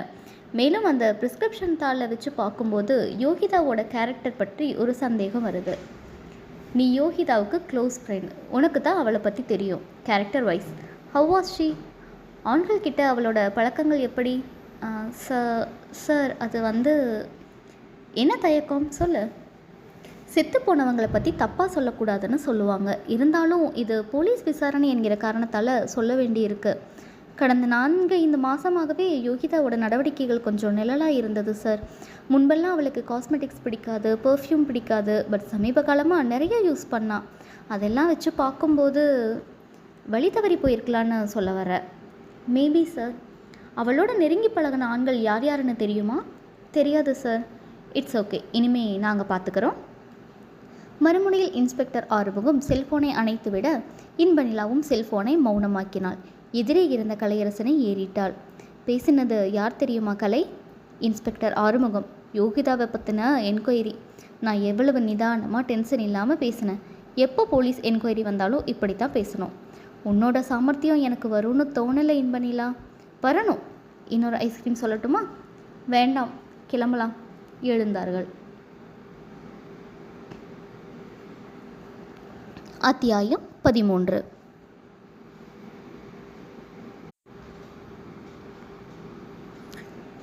இந்த மைக்ரோசிப்பில் என்ன இருக்குது பாஸ்? என்ன இருக்குன்னு இப்போ தெரிஞ்சிடும். விவேக் சொல்லிக்கொண்டே அந்த மைக்ரோசிப்பை தன் செல்போனின் பின்பாகத்தை திறந்து உள்ளே வைத்து மறுபடியும் மூடினான். இடம் விவேக்கின் அறை. மிரண்ட தினசில் விஷ்ணுவும் ரூபலாவும். என்னங்க, யோகிதாவை கொலை பண்ணினது யாருன்னு இந்த மைக்ரோசிப் சொல்லிடுமா? ரூபலா கேட்க விவேக் புன்னகைத்தான். கொலையாளி யாருன்னு சொல்லாது, ஆனால் அதுக்கு ரூட் போட்டு கொடுக்கும். எப்படி பாஸ்? 2 பேரும் செல்ஃபோன் ஸ்க்ரீனில் தெரிகிற மேட்டரை பாருங்கள். முதல்ல பார்க்கும்போது புரியாத மாதிரி இருக்கும், பட் போக போக புரியும். விஷ்ணுவும் ரூபலாவும் தங்களுடைய பார்வைகளை செல்போனின் ஸ்க்ரீனுக்கு கொண்டு போனார்கள். ஸ்க்ரீனில் எழுத்துக்கள் உற்பத்தியாயிற்று. யுனிசெஃப். இந்த வார்த்தையின் விரிவாக்கம் United Nations International Children's Educational Fund. உலகத்தில் உள்ள ஆதரவற்ற மற்றும் ஊனமுற்ற குழந்தைகளுக்காக அவர்களின் வளர்ச்சி நிதிக்காக அமைக்கப்பட்ட சர்வதேச கூட்டமைப்பு இது. இந்த அமைப்புக்கு எல்லா நாடுகளின் நகரங்களிலும் கிளைகள் உண்டு. இதற்கு மொத்தம் எத்தனை கிளைகள் உண்டு, இதன் பணிகள் என்ன என்பதை தெரிந்து கொள்ள இதனுடைய பிரத்யேக வெப்சைட்டுக்குள் நுழைய வேண்டும். என்ன பாஸ் இது? ஏதோ கிராமத்து டூரிங் தியேட்டரில் டாக்குமெண்ட்ரி படம் பார்க்குற மாதிரி இருக்குது. புலம்பாம பாருடா. செல்போன் ஸ்க்ரீனில் வரிகள் மாறிக்கொண்டே வந்தது. இந்த யுனிசெஃப் அமைப்பு ஒரு சர்வதேச தொண்டு நிறுவனம். சிறப்பாக செயல்பட்டு ஆதரவற்ற குழந்தைகளுக்கு அரும் பணியாற்றி வருகிறது. எந்த ஒரு அசலுக்குமே போலி உண்டு அல்லவா? அதன்படி இந்த யுனிசெஃப் என்ற பெயரை சில எழுத்துக்களை மட்டும் மாற்றி உபயோகித்து சிலர் சட்டவிரோத செயல்களுக்கு உபயோகப்படுத்தி வருவது உளவுத்துறையால் கண்டுபிடிக்கப்பட்டுள்ளது. ஆனால் அந்த அமைப்புகளை அடையாளம் கண்டு கொள்வது சிரமமாக உள்ளது. போலீசார் உண்மையை தெரிந்து கொள்வதற்காக அந்த அமைப்பை நடத்துபவர்களிடம் விசாரணைக்கு போனால் ஒரு அரசியல் புள்ளியிடமிருந்தோ ஒரு அமைச்சரிடமிருந்தோ ஃபோன் வருகிறது. விசாரணை வேண்டாம், திரும்பி போங்கள் என்ற கட்டளை வருகிறது. தமிழ்நாட்டில் உள்ள ஒரு உளவு நிறுவனம் போலியான யுனிசெஃப் அமைப்புகளை பற்றி ஒரு மைக்ரோசிப் தயாரித்து உயர் போலீஸ் அதிகாரிகளுக்கு அனுப்பியுள்ளது. போலி யுனிசெஃப் அமைப்புகளின் மீது நடவடிக்கை எடுப்பதும் எடுக்காததும் அந்தந்த போலீஸ் அதிகாரிகளின் விருப்பத்தை பொறுத்தது. இப்போது அந்த போலி அமைப்புகள் எந்தெந்த ஊரில் இருக்கிறது என்று பார்ப்போம். பாஸ், எனக்கு தூக்கம் வருது. இந்த யுனிசெஃப் விஷயத்துக்கும் யோகிதாவுக்கும் என்ன தொடர்பு பாஸ்? தொடர்பு இருக்கு சொன்ன விவேக் விஷ்ணுவை ஏறிட்டான். ஹோட்டல் அறை மேஜையில் சாவியால் யோகிதா எழுதியிருந்த அந்த எழுத்துக்களும் எண்களும் உனக்கு ஞாபகம் இருக்கா? இருக்கு பாஸ். அதை ஒரு பேப்பரில் எழுது. விஷ்ணு எழுதினான். LN 1123 11 CLP. படித்தான். இதுக்கு என்ன அர்த்தம்? அதான் புரியலையே பாஸ். ஏன் புரியலை தெரியுமா? அதை நாம் தப்பாக புரிஞ்சுக்கிட்டோமா? என்ன பாஸ் சொல்கிறீங்க? ஆமாம், அந்த எழுத்துக்களில் இருக்கிற முதல் எழுத்து C கிடையாது, அது U. எப்படி பாஸ்? விவேக் மேஜையை திறந்து ஒரு பிளாஸ்டிக் கவரை எடுத்து அதற்குள் இருந்த ஒரு ஃபோட்டோவை எடுத்து காட்டினான். யோகிதா சாவியால் மேஜையின் மேலே எழுதின எழுத்துக்களை என்னோட செல்ஃபோன் சென்சார் கேமராவில் கிளிக் பண்ணி அதை மேக்னிஃபை செய்த ஃபோட்டோ. யோகிதா யூ போட முயற்சி பண்ணியிருக்கா. பட் அழுத்தம் சரியாக கிடைக்காத காரணத்தால் அது நம்ம சாதாரண கண்களுக்கு C மாதிரி தெரிஞ்சிருக்கு. கேமராவில் கிளிக் பண்ணி பார்க்கும்போது அது யூன்னு தெளிவாக தெரியுது. சரி பாஸ், C யூவாய் மாறினதால் நமக்கு என்ன பிரயோஜனம்? ஃபோட்டோவை மறுபடியும் பாரு. விஷ்ணு பார்த்தான். ஏதாவது புரியுதா? விஷ்ணு அரை நிமிஷத்தை சாப்பிட்டு விட்டு தலையாட்டினான். தெரியலை பாஸ். ரூபலா, உனக்கு? இவனுக்காவது தெரியலை, எனக்கு சுத்தமாக தெரியலை. விவேக் அந்த ஃபோட்டோவை வாங்கி கையில் வைத்து கொண்டு சொன்னான். இப்போ யோகிதா எழுதின முதல் 2 எழுத்துக்கள் CN இல்லையா? ஆமாம். அதுக்கு அடுத்தபடியாக இருக்கிற எண் என்ன? 1123. அது 1123 கிடையாது, 123 தான். எப்படி பாஸ்? 123க்கு முன்னாடி இருக்கிறது எண் 1 கிடையாது, பின்ன ஆங்கில எழுத்து I, அதாவது UN என்ற எழுத்துக்களோடு ஐயையும் சேர்த்துப்பாரு. என்ன வருது? யுனி. யுனிங்கிறது யூனிசெஃபில் இருக்கா இல்லையா? விஷ்ணு பின்மண்டியை சொரிய ரூபலா கேட்டாள். அது 123 தான் எப்படி சொல்கிறீங்க? ஏன் 1123 இருக்கக்கூடாதா? இது நியாயமான கேள்வி. இதோ உன்னோட கேள்விக்கான பதில் சொன்ன விவேக் மறுபடியும் மேஜையின் டிராயரை திறந்து அந்த தமிழ் நாளிதழை எடுத்து ரூபலாவின் கையில் திணித்தான். ரூபி, பேப்பரோட 2வது பக்கத்தை பாரு. பார்த்தாள். சிவப்பு பென்சிலால் வட்டம் போட்டிருந்த அந்த செய்தி பார்வைக்கு கிடைத்தது. 123 யூனிகிட்ஸ் குழந்தைகளுக்கு இலவச சிங்கப்பூர் பயணம். கோவை, ஜூன் 23. போலியோ நோயால் பாதிக்கப்பட்ட யூனிகிட்ஸ் அமைப்பை சேர்ந்த 123 குழந்தைகளை இலவசமாக சிங்கப்பூர் அழைத்துச் சென்று 1 வாரம் தங்க வைத்து அவர்களுக்கு பல்வேறு இடங்களை காண்பித்து சந்தோஷப்படுத்த பிரபல தொழில் நிறுவனம் வல்ச்சர் குரூப்ஸ் முடிவு செய்துள்ளது. 7 வயது முதல் 12 வயது வரை உள்ள குழந்தைகள் மட்டுமே இதற்காக தேர்ந்தெடுக்கப்பட்டுள்ளனர். பயண தேதி இந்த மாதத்துக்குள் முடிவாகும் என்று நிறுவனத்தின் உரிமையாளர் வீரபத்ரமூர்த்தி நிருபர்களிடம் தெரிவித்தார். குழந்தைகளுக்கு புதிய உடைகளும் காலணிகளும் தயாரிப்பு நிலையில் உள்ளதாகவும் கூறினார். ரூபலா பேப்பரில் இருந்த செய்தியை படித்துவிட்டு நிமிர்ந்தாள். எனக்கு ஏதோ லேசாக புரிகிற மாதிரி இருக்குது. இந்த பேப்பர் உங்களுக்கு எங்கேருந்து கிடைச்சது? யோகிதாவோட வீட்டை சோதனை போடும்போது இந்த பேப்பர் மட்டும் சுருட்டி வைக்கப்பட்ட நிலையில் தலையணைக்கு கீழே இருந்ததை பார்த்தேன். இந்த பேப்பரை எதுக்காக யோகிதா பத்திரப்படுத்தி வச்சுருக்கான்னு பிரித்து பார்த்தேன். சிவப்பு பென்சிலால் வட்டம் போட்டிருந்த இந்த 123 யூனிகிட்ஸ் நியூஸ் பார்வைக்கு கிடைச்சது. நியூஸை பார்த்ததுமே என்னோட மனசுக்குள்ளே பொறி பறந்த மாதிரியான உணர்வு. யோகிதா தான் கொலை செய்யப்படுறதுக்கு முந்தி போலீஸுக்கு விஷயத்தை தெரியப்படுத்தணும் என்கிற அவசர எண்ணத்தில் ரூம் சாவியால் மேஜி மேலே நியூஸை சார்ட் பண்ணி எழுதியிருக்கா. அவசரத்தில் எழுதினதால் சில எழுத்துக்கள் புரியலை. கடந்த 4 நாளாகவே யோகிதா சம்மந்தப்பட்ட விஷயங்களை மனசுக்குள்ளே போட்டு குலுக்கி பார்த்ததில் எனக்கு ஒரு தெளிவான விடை கிடைச்சது. சம்பவம் நடந்த அன்னைக்கு, அதாவது யோகிதா மாடியிலிருந்து கீழே தள்ளப்பட்டு கொலை செய்யப்படுறதுக்கு முந்தி அவள் இன்ப நிலாவோட யூனிகிட்ஸ் காப்பகத்துக்கு போயிருக்கா. அந்த காப்பகத்தில் 20 நிமிஷ நேரம் இருந்திருக்கா. அதுக்கப்புறமா தான் ஸ்டே பண்ணியிருந்த ஹோட்டலுக்கு போயிருக்கா. அந்த நிமிஷத்துலேருந்தே அவள் மனசுக்குள்ளே ஒரு குழப்பம் இருந்திருக்கு. பாஸ், நீங்கள் சொல்கிறத பார்த்தா யோகிதாவுக்கு அந்த யூனிகிட்ஸ் காப்பகத்தை பற்றின ஏதோ ஒரு ரகசியம் தெரிஞ்சிருக்கு. அதை உங்ககிட்ட சொல்லத்தான் நாம் அந்த ரெஸ்டாரண்ட்டுக்கு போனபோது யோகிதா முயற்சி பண்ணியிருக்கா. அவள் வந்து உங்களை மீட் பண்ணுறதுக்குள்ளே யாரோ அவளை மயக்க மருந்தை சுவாசிக்க பண்ணி 5வது மாடியிலேருந்து கீழே தள்ளி கொலை பண்ணியிருக்காங்க. கரெக்ட், அதுதான் நடந்திருக்கு. யோகிதா ஹோட்டல் அறை மேஜையின் மேலே சாவியால் எழுதப்பட்ட அந்த வாசகங்களில் யுனி 123 இந்த வார்த்தைக்கு பின்னால் 11CLPன்னு தெரிகிற அந்த எழுத்துக்களை ஃபோட்டோவில் பார்த்தா ஹெல்ப்னு தெரியுது. யோகிதா இந்த வார்த்தைகள் மூலமாக சொல்ல வந்த அவசர செய்தி இதுதான். யுனி 123 ஹெல்ப், அதாவது யூனிகிட்ஸ் காப்பகத்தை சேர்ந்த 123 குழந்தைகள் சம்மந்தப்பட்ட விஷயத்தில் ஏதோ ஒரு ஆபத்து இருக்குது, உதவி பண்ணுங்க. அது என்ன ஆபத்து? அதைத்தான் இனிமேல் ட்ரேஸ் பண்ணணும். யோகிதா மென்ஷன் பண்ணியிருக்க அந்த ஆபத்து யூனிகிட்ஸ் காப்பகத்தில் தான் இருக்கணும்னு நான் நினைக்கிறேன். அந்த காப்பகத்துக்கு யார் இன்சார்ஜ்? கோமதி அம்மாள்னு ஒரு லேடி, வயசு 70 இருக்கலாம். உளவுத்துறையிலிருந்து வந்த ரிப்போர்ட் படி அந்த காப்பகத்து மேலே இதுவரைக்கும் எந்த பிளாக் மார்க்கும் இல்லை. அந்த பகுதி மக்கள்கிட்ட விசாரித்து பார்த்த போதும் யாரும் நெகட்டிவாக எதுவும் சொல்லலை. அப்போ எப்படி பாஸ் உண்மையை கண்டுபிடிக்க போகிறோம்? அந்த காப்பகத்துக்குள்ளே ஏதோ ஒரு தப்பு இருக்குது. அதை வெளியே கொண்டு வரணும்னா நமக்கு தகுந்த ஆதாரங்கள் வேணும். அதுக்காக நீயும் நானும் இன்றைக்கி ராத்திரி 11 மணிக்கு மேலே பின்பக்க காம்பவுண்ட் சுவர் ஏறி அந்த காப்பகத்துக்குள்ளே நுழைய போகிறோம். ராத்திரி முழுவதும் பதுங்கி இருந்து அங்கே என்ன நடக்குதுன்னு பார்க்க போகிறோம். பாஸ், போலீஸ் படையோட அதிரடியாக போய் சோதனை நடத்தினா என்ன? அப்படி போனால் எதையும் கண்டுபிடிக்க முடியாதுன்னு கமிஷனர் சொல்லிட்டாரு. அந்த காப்பகத்துக்கு ஏதோ ஒரு பெரிய இடத்து ஆசீர்வாதம் இருக்குன்னு அவர் சந்தேகப்படுறார். யாருக்கும் தெரியாமல் காப்பகத்துக்குள்ளே நுழைஞ்சாதான் உண்மைகளை தட்டி எழுப்ப முடியுங்கிறது அவரோட நம்பிக்கை. பாஸ், நம்ம தனியாக போகிறது ரிஸ்க் இல்லையா? ரிஸ்க்கு தான், பட் அந்த ரிஸ்க்கை நம்ம எடுக்கத்தான் வேணும். அங்கே போகிற விஷயம் உனக்கும் எனக்கும் மட்டும்தான் தெரியணும். எத்தனை மணிக்கு கிளம்புறோம் பாஸ்? 11 மணிக்கு மேலே.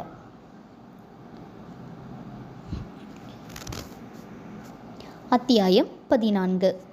மாங்கரை ருத்ரானந்தா ஆசிரமம். மாலை 6 மணி. யோகா வகுப்பை முடித்துக்கொண்டு வெளியே வந்த இன்ப நிலாவை கஞ்சாடை காட்டி தனியறைக்கு கூட்டி போனார் ருத்ரானந்தா சுவாமிகள். சுற்றும் முற்றும் பார்த்துவிட்டு குரலை தாழ்த்தியபடி கேட்டார். இன்னைக்கு சாயந்தரம் வந்த பேப்பரை பார்த்தியா? இல்லை சுவாமி, யோகிதா கொலையில் சம்மந்தப்பட்ட நபர்களை விரைவில் பிடிப்போம்னு கமிஷனர் சொல்லியிருக்கார். இன்ப நிலா சிரித்தாள். என்ன சிரிக்கிற? அவர் ஒரு வாரமாக இதைத்தான் சொல்லிட்டு இருக்கார். பத்திரிகை நிருபர்கள் விடாப்பிடியாக கேட்கும்போது அவரால் இப்படித்தான் ஏதாவது சொல்லி தப்பிக்க முடியும். உன்னையும் கலையரசனையும் போலீஸ் மோப்பம் பிடிச்சிட மாட்டாங்களே. நீங்கள் ரொம்பவும் பயப்படுறீங்க சுவாமி. பயப்படாமல் எப்படி இருக்க முடியும்? அந்த க்ரைம் பிரான்ச் ஆஃபீஸர் ரொம்பவும் கெட்டிக்காரர்னு சொல்கிறாங்க. அவர் கெட்டிக்காரர் தான், இருந்தாலும் எங்களை அவரால் மோப்பம் பிடிக்க முடியாது.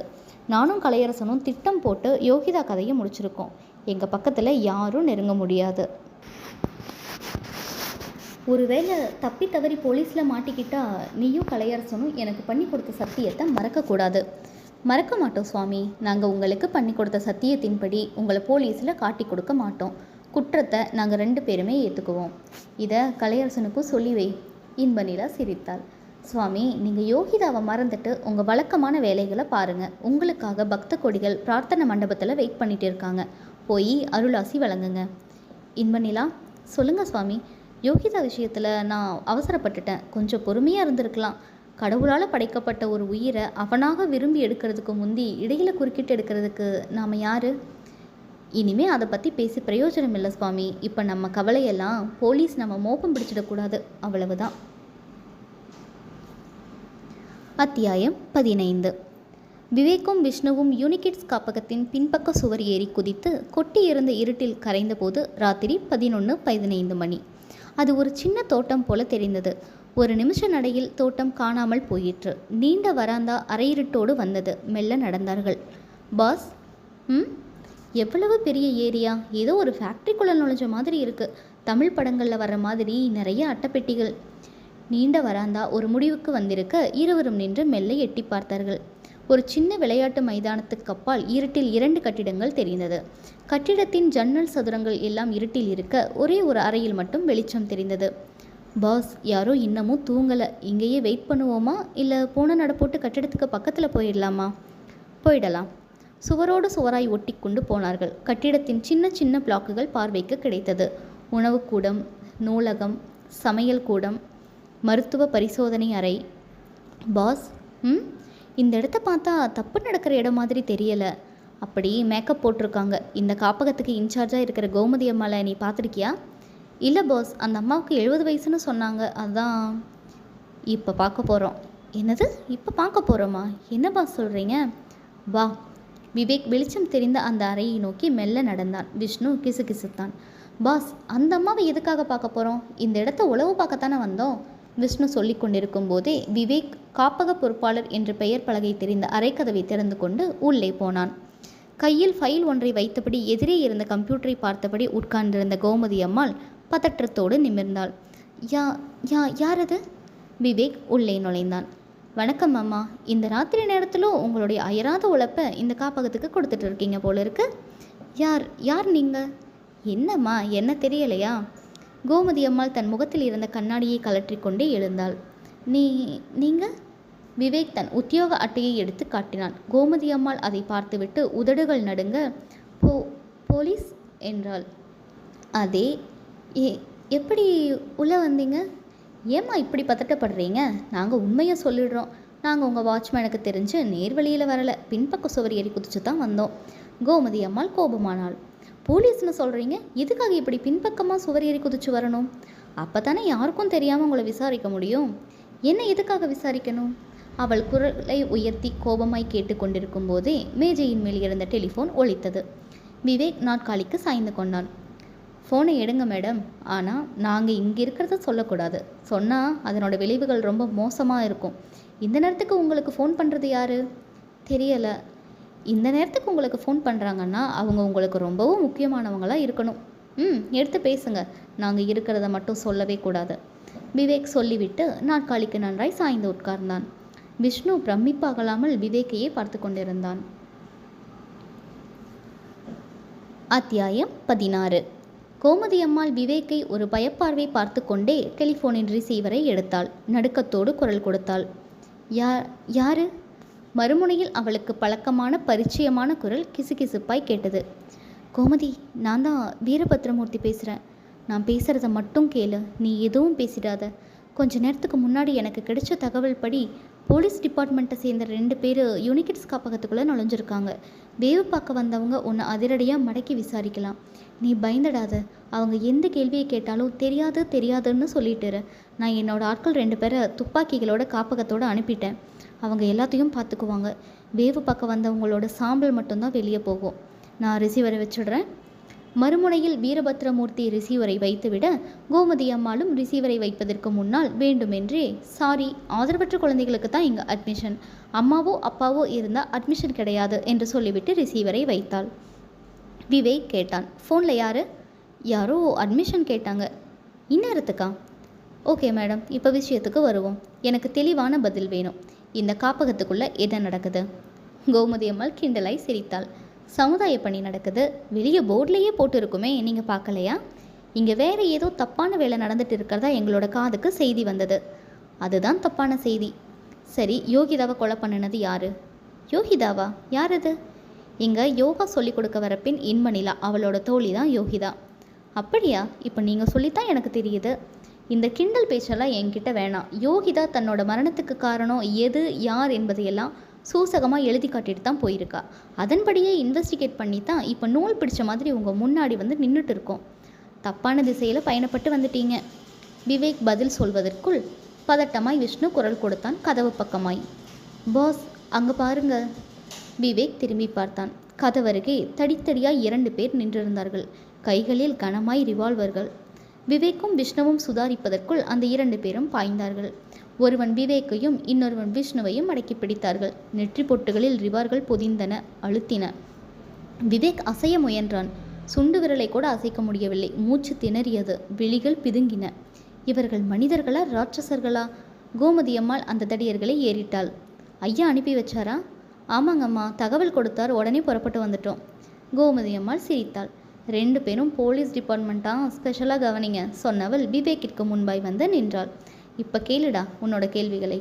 நீ என்ன கேட்ட? யோகிதாவை தெரியுமான்னு கேட்ட. இப்போ சொல்கிறேன், பதிலை கேட்டுக்கோ. தெரியும்டா, நல்லா தெரியும். அவள் ஒரு போலீஸ் இன்ஃபார்மர். அந்த தைரியத்தில் போலீஸ்கிட்ட நல்ல பேர் வாங்கிறதுக்காகவும் ரிவார்டு வாங்கிறதுக்காகவும் இன்பநிலாவை பார்க்க வர்ற சாக்கில் எங்களோட காப்பகத்தையே வேவு பார்க்க வந்தா. எங்களுக்கு விஷயம் தெரிஞ்சது, தீர்த்து கட்டிட்டோம்.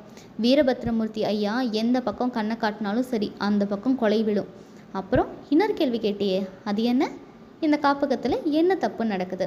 இந்த காப்பகத்தில் காலமாக ஒரு தப்பு இல்லை, பல தப்புகள் நடந்துட்டு வருது. அதில் ஒன்று, போலியோவில் பாதிக்கப்பட்ட குழந்தைகளை இலவசமாக வெளிநாட்டுக்கு கூட்டிகிட்டு போகிறது. அவங்க உபயோகப்படுத்துகிற பூட்ஸ்களில் உள்ள ஹெராயின், எல்சிடி மாதிரியான போதை மருந்துகளை கடத்துறது. இது மாதிரி எவ்வளவோ பெரிய பெரிய விஷயங்கள் எல்லாம் அரசியல் புள்ளிகளின் ஆசீர்வாதத்தால் அமோகமாக நடந்துட்டு வருது. கொம்பாதி கொம்பனெல்லாம் எங்களை பிடிக்க எவ்வளவோ முயற்சி பண்ணி. கோபமாய் பேசிக்கொண்டிருந்த கோமதி அம்மாள் சட்டென்று பேச்சை நிறுத்தினாள். காரணம்? விவேக் சிரித்து கொண்டிருந்தான். என்னடா சிரிக்கிற? சிரிக்காமல் என்ன பண்ணுறது? போலீஸ் டிபார்ட்மெண்ட்லேருந்து நாங்கள் 2 பேர் வந்தோம். நாங்கள் கேட்ட கேள்விகளுக்கு நீங்கள் பதில் சொல்லலை. எந்த கேள்வியை கேட்டாலும் தெரியாது தெரியாதுன்னு பதில் சொன்னீங்க. டிபார்ட்மெண்ட்லேருந்து மேலும் 2 பேர் வந்ததும் நாங்கள் கேள்விகளை கேட்காத போதும் நீங்களே கேள்வியையும் கேட்டு பதிலையும் சொல்லிட்டீங்களே மேடம். அதை நினச்சி தான் சிரித்தேன்.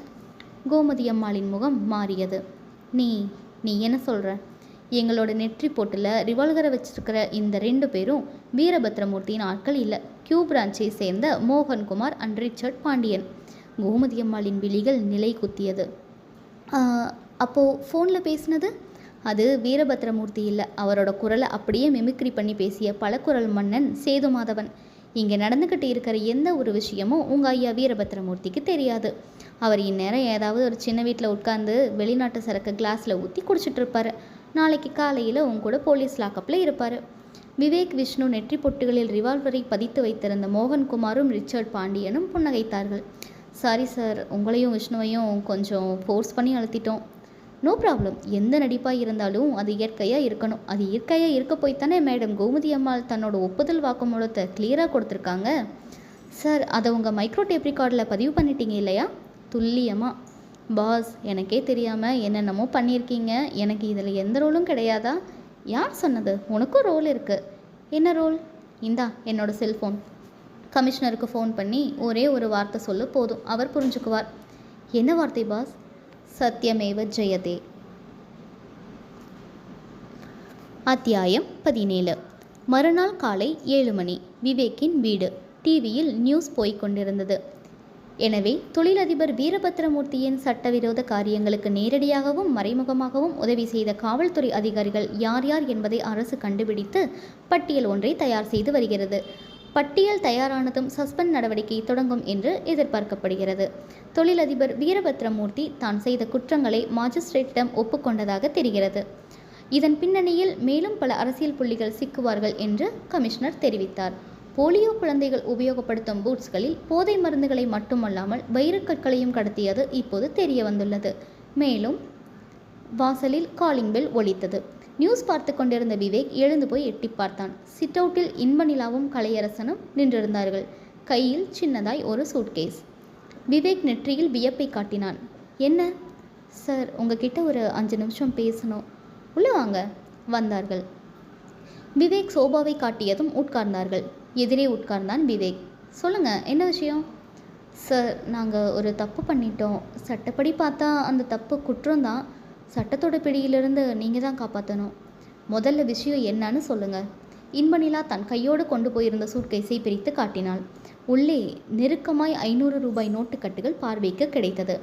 சார், இதில் 15 லட்சம் ரூபாய் இருக்குது. இந்த பணம் ருத்ரானந்தா சுவாமிகள் எங்களுக்கு யோகிதாவை கொலை செய்ய கொடுத்த கூலி பணம். ருத்ரானந்தாவோட அந்தரங்களை யோகிதா வெளியே கொண்டு வர முயற்சி பண்ணினதால அவளை தீர்த்து கட்டுற பொறுப்பை சுவாமிகள் எங்ககிட்ட கொடுத்தாரு. நாங்களும் திட்டம் போட்டோம். சம்பவம் நடந்த அன்னைக்கு நாங்கள் 2 பேரும் ஹோட்டலில் தான் இருந்தோம். சந்தர்ப்பம் பார்த்து தீர்த்து கட்டவும் முடிவு பண்ணியிருந்தோம். ஆனால் எங்களுக்கு முன்னாடி யாரோ முந்திக்கிட்டு அவளை மாடியிலிருந்து கீழே தள்ளி விட்டு கொலை பண்ணிட்டாங்க. இது எங்களுக்கு ஒரு வகையில் அதிர்ச்சியை கொடுத்தாலும் இன்னொரு வகையில் சந்தோஷமாக தான் இருந்தது. சுவாமிகள் கிட்ட போய் யோகிதாவை நாங்கள் தான் கொலை பண்ணணும்னு சொல்லி பணத்தை வாங்கிட்டோம். போலீஸால் உண்மையான கொலையாளியை பிடிக்க முடியாதுன்னு நினச்சோம். இன்றைக்கி காலையில் பேப்பர் பார்த்ததுமே எங்களுக்கு பெரிய அதிர்ச்சி. ருத்ரானந்தா சுவாமிகளுக்கு விஷயம் தெரிஞ்சிட்டா அவர் ஆத்திரத்தில் எங்களை என்ன வேணும்னாலும் பண்ணுவார். அதுக்கு பயந்து போய் நாங்கள் உங்ககிட்ட வந்திருக்கோம். நீங்கள் தான் எங்களுக்கு உதவி பண்ணணும் சார். விவேக் சிரித்தான். இந்த கேஸில் எனக்கு தெரியாமல் இப்படி ஒரு ட்ராக் ஓடி இருக்கா? டேய் விஷ்ணு. பாஸ். வாயில் பாதி இட்லி, தட்டில் 10 இட்லிகளோடு டைனிங் ரூமிலிருந்து வெளிப்பட்டான் விஷ்ணு. என்ன பாஸ்? இந்தா, உனக்கு ஒரு கேஸ் வந்திருக்கு, இதை டீல் பண்ணு. முற்றும்.